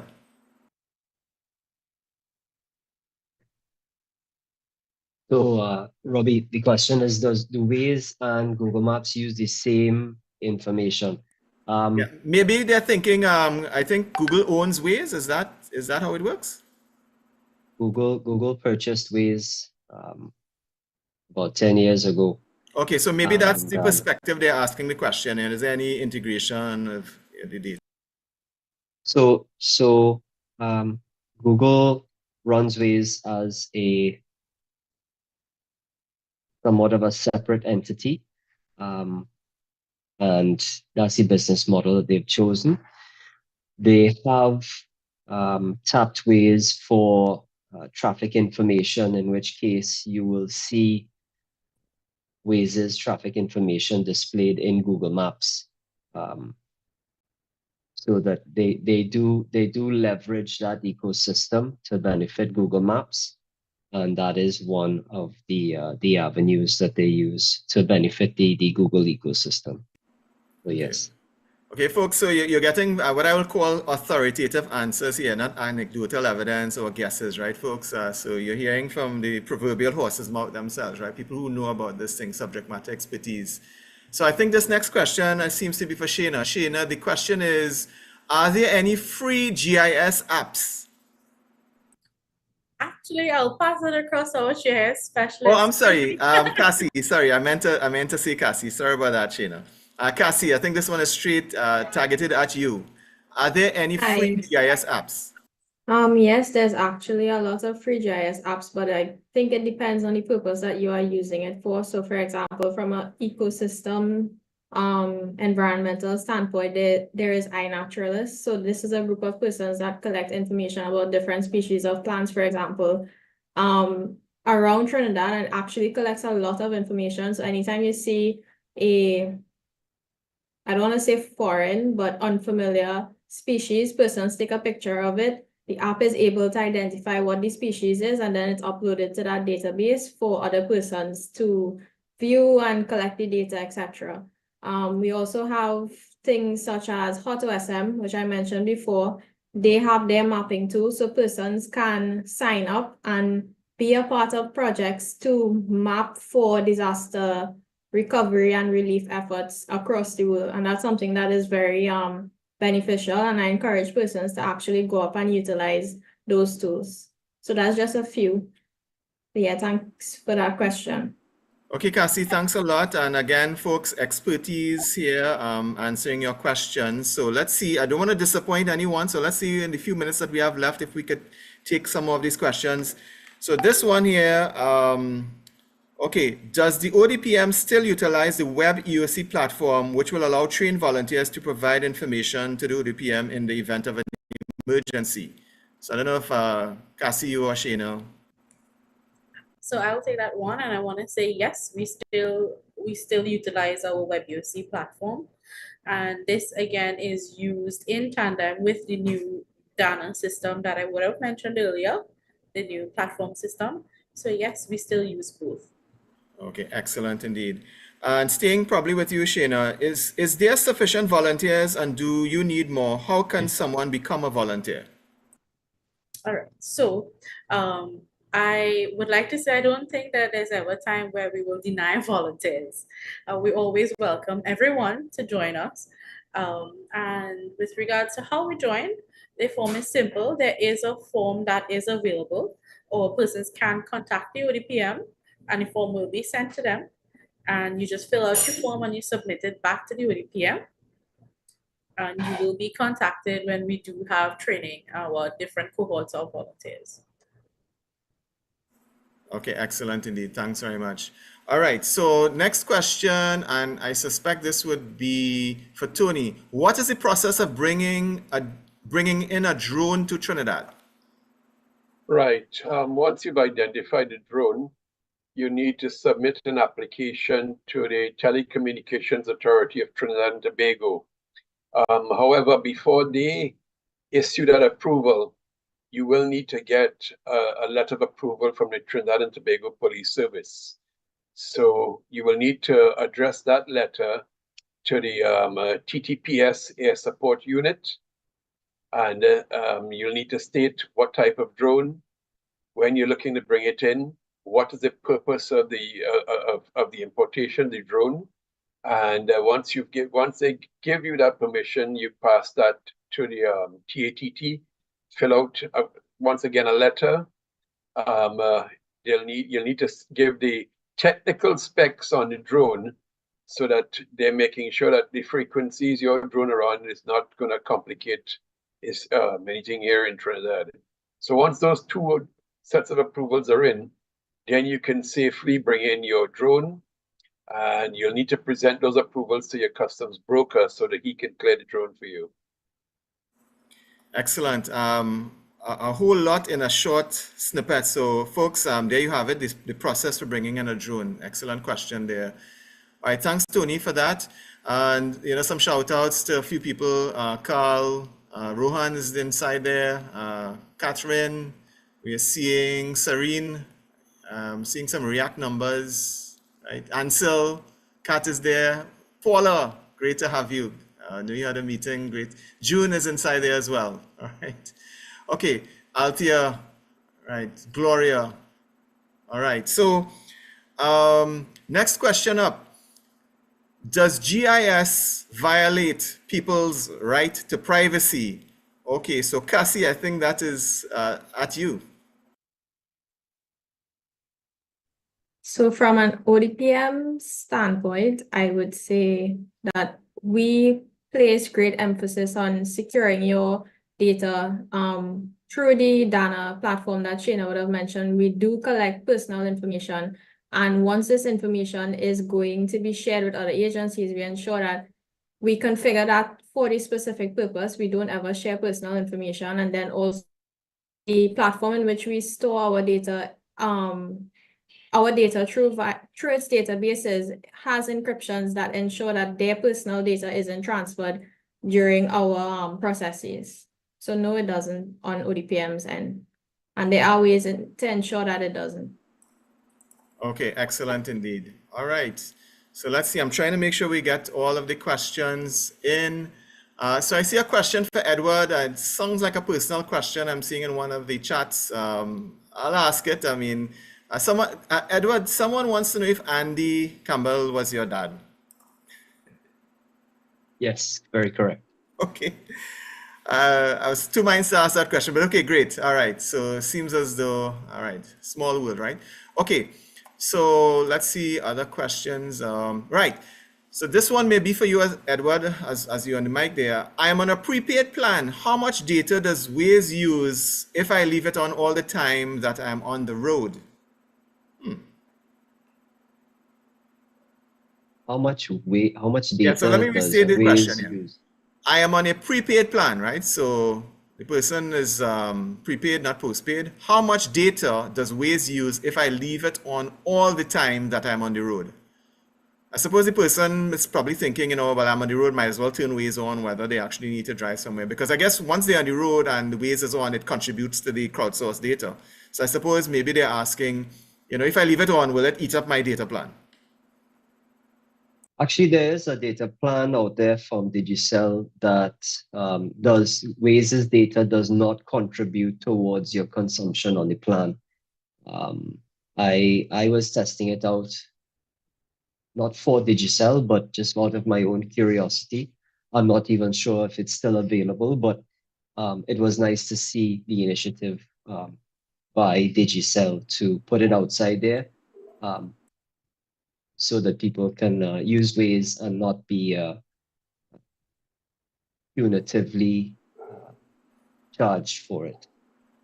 Okay, so John, there you go. You got your answer there. And the digital plan, there's a plan that Waze doesn't count towards your limit. That's excellent. That's really good.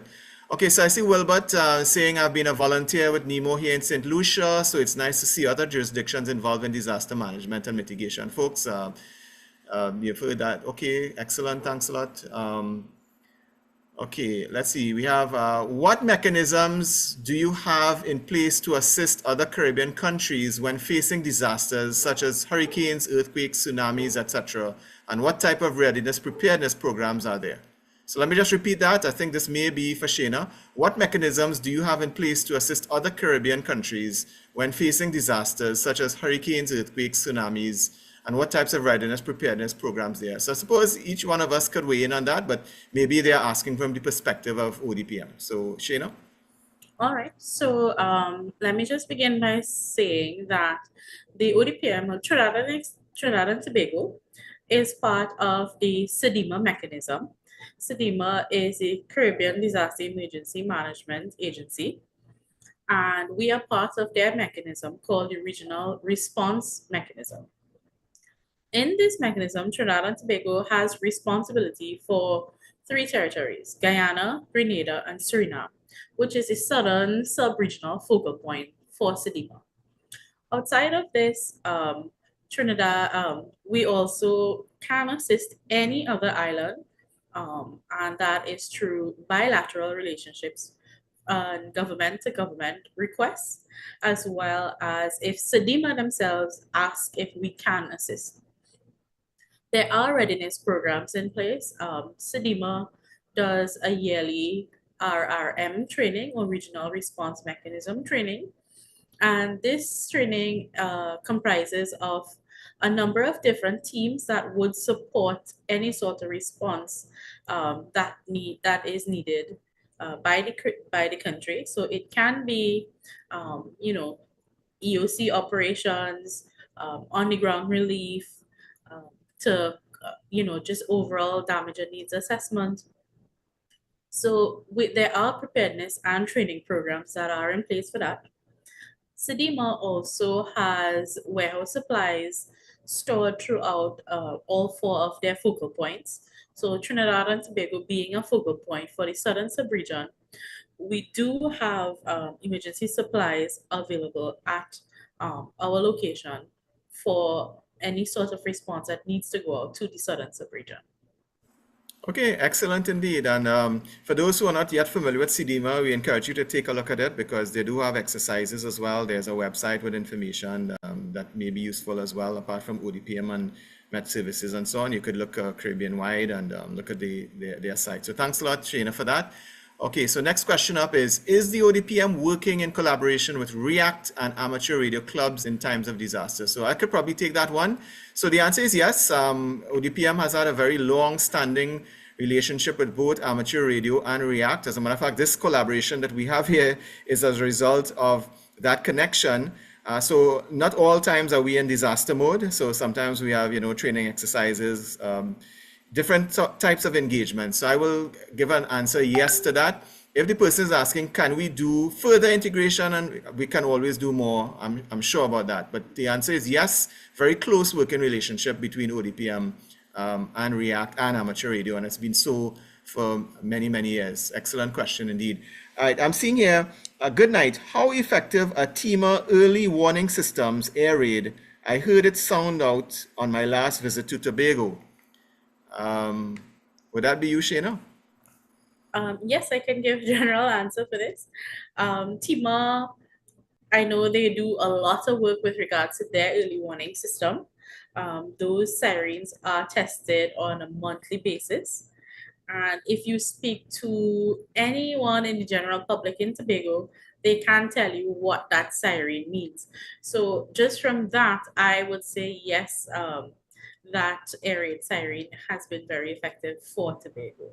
Yeah, and I think I will raise a hand as well to say yes when I've been there, and I know TEMA himself, the director of TEMA, Alan Stewart, who I think is online here as well. I mean, yeah, they spend a lot of time and effort in training and sensitizing the public and keeping that equipment maintained and updated. So yes, I think that's one of the success stories.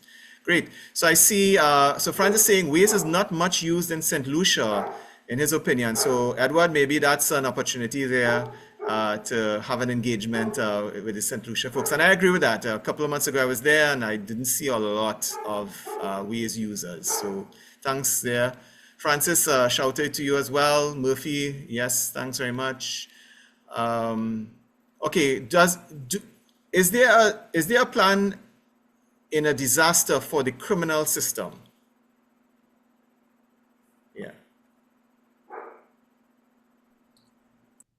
Yes, so I know in our response framework, we do take into consideration all possible,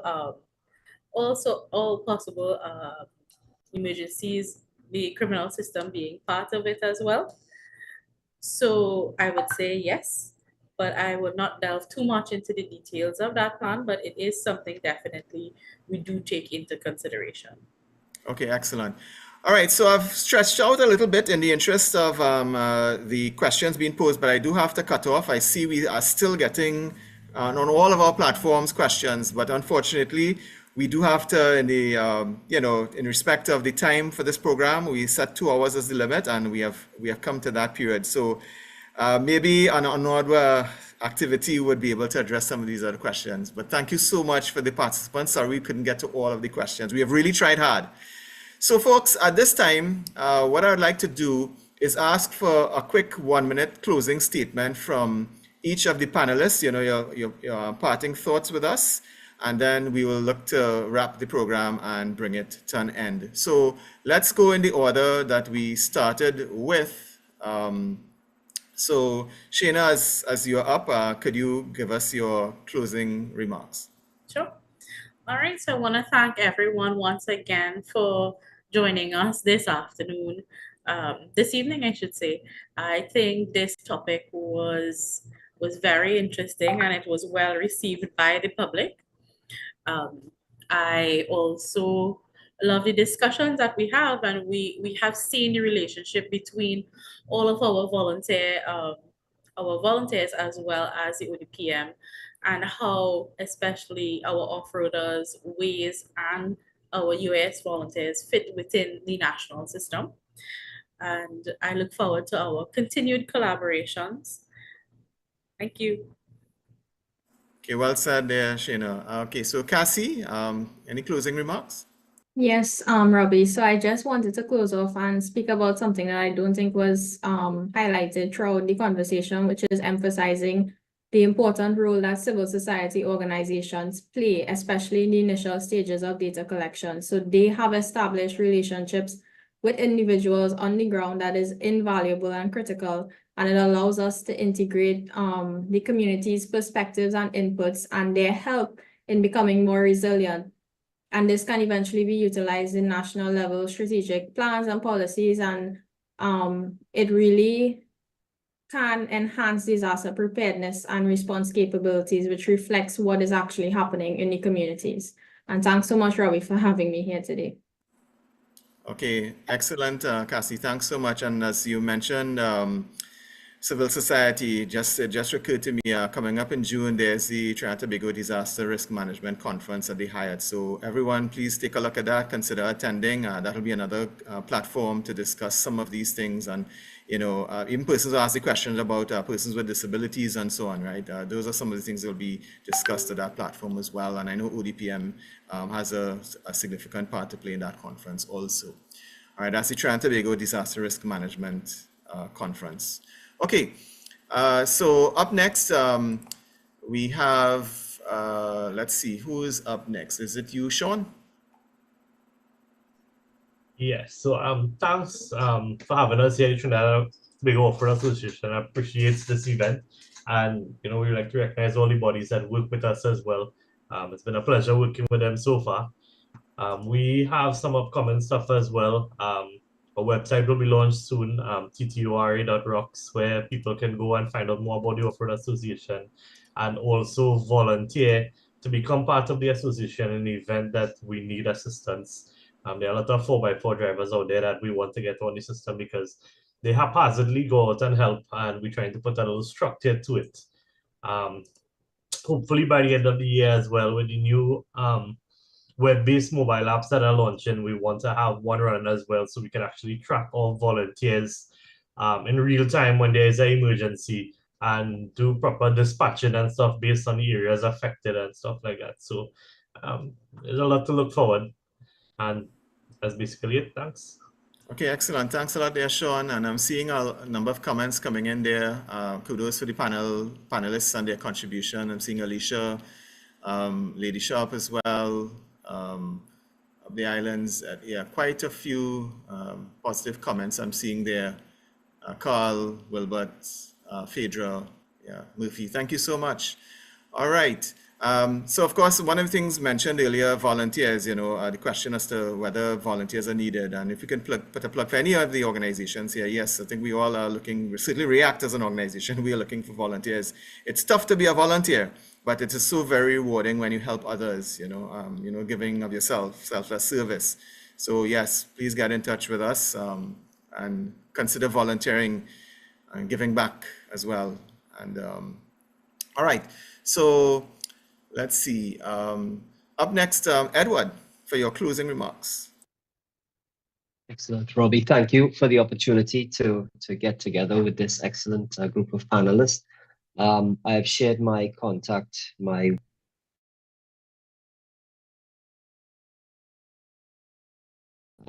I think for the purpose of networking and starting a dialogue with the panelists, as well as present and future ways for cities partners, I'd like to tell you what the number is. Area code 954-348-2743, and you can reach out to contact me on my WhatsApp. Just one last closing point, Robbie.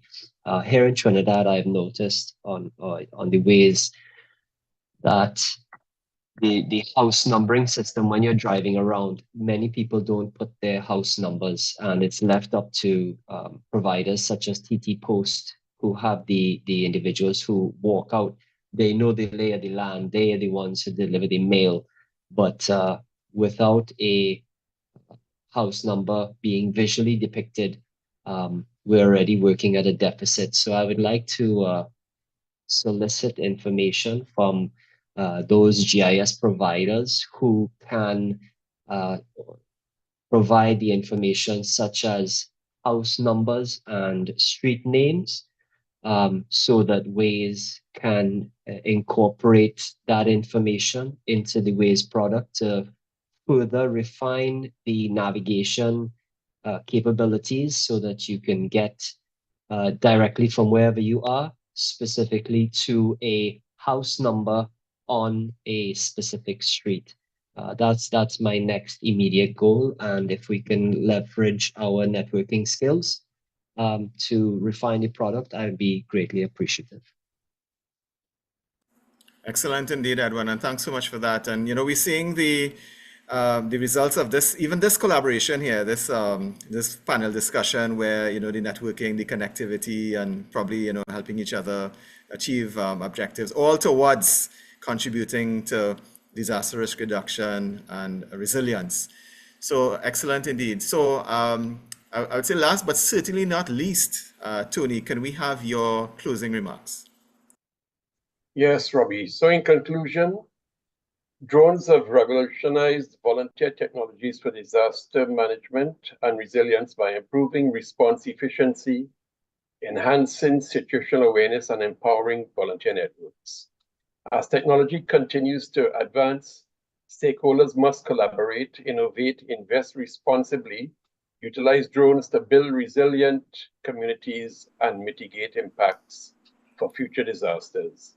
To this end, I would like to encourage those who have personal drones to consider maybe joining the ODPM's volunteer UAV group. The more drones we have in an area means there's more coverage in times of disaster. So I'm sure Ms. Can would welcome the additional eyes in the sky. So thank you very much, panelists. Thank you very much, Robbie, for inviting me to be part of this.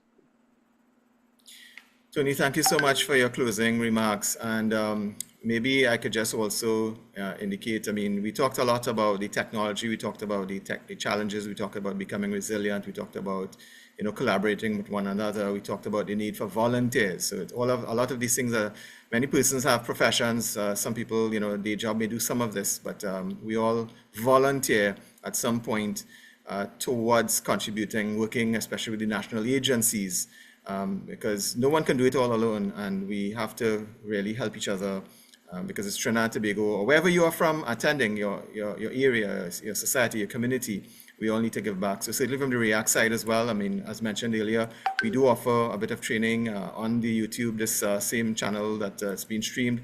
There's amateur radio training courses available if you're interested in becoming a licensed amateur radio operator, if you're interested in joining REACT to volunteer your time, resilient communications, learning how to communicate, and a fraternity of like-minded persons. And you know, feel free to reach out to us and any of the contact information. If you would like, Edward gave his information, but if you want to contact anyone else, the same number, that 74 REACT, feel free to WhatsApp or SMS text, and we will get in touch with you. You can also look us up on social media as well, REACT. If you want to see this review of it or any of the previous webinars, just search for REACT and NDPPM. So let me just bring this proceedings to a close. So this certainly has been an engaging and interesting conversation on the topic of innovations in volunteer technologies for disaster resilience. In bringing this evening's event to a close, we would like to thank the ODPM and TEMA for conceptualizing the NDPPM and putting the overall program together.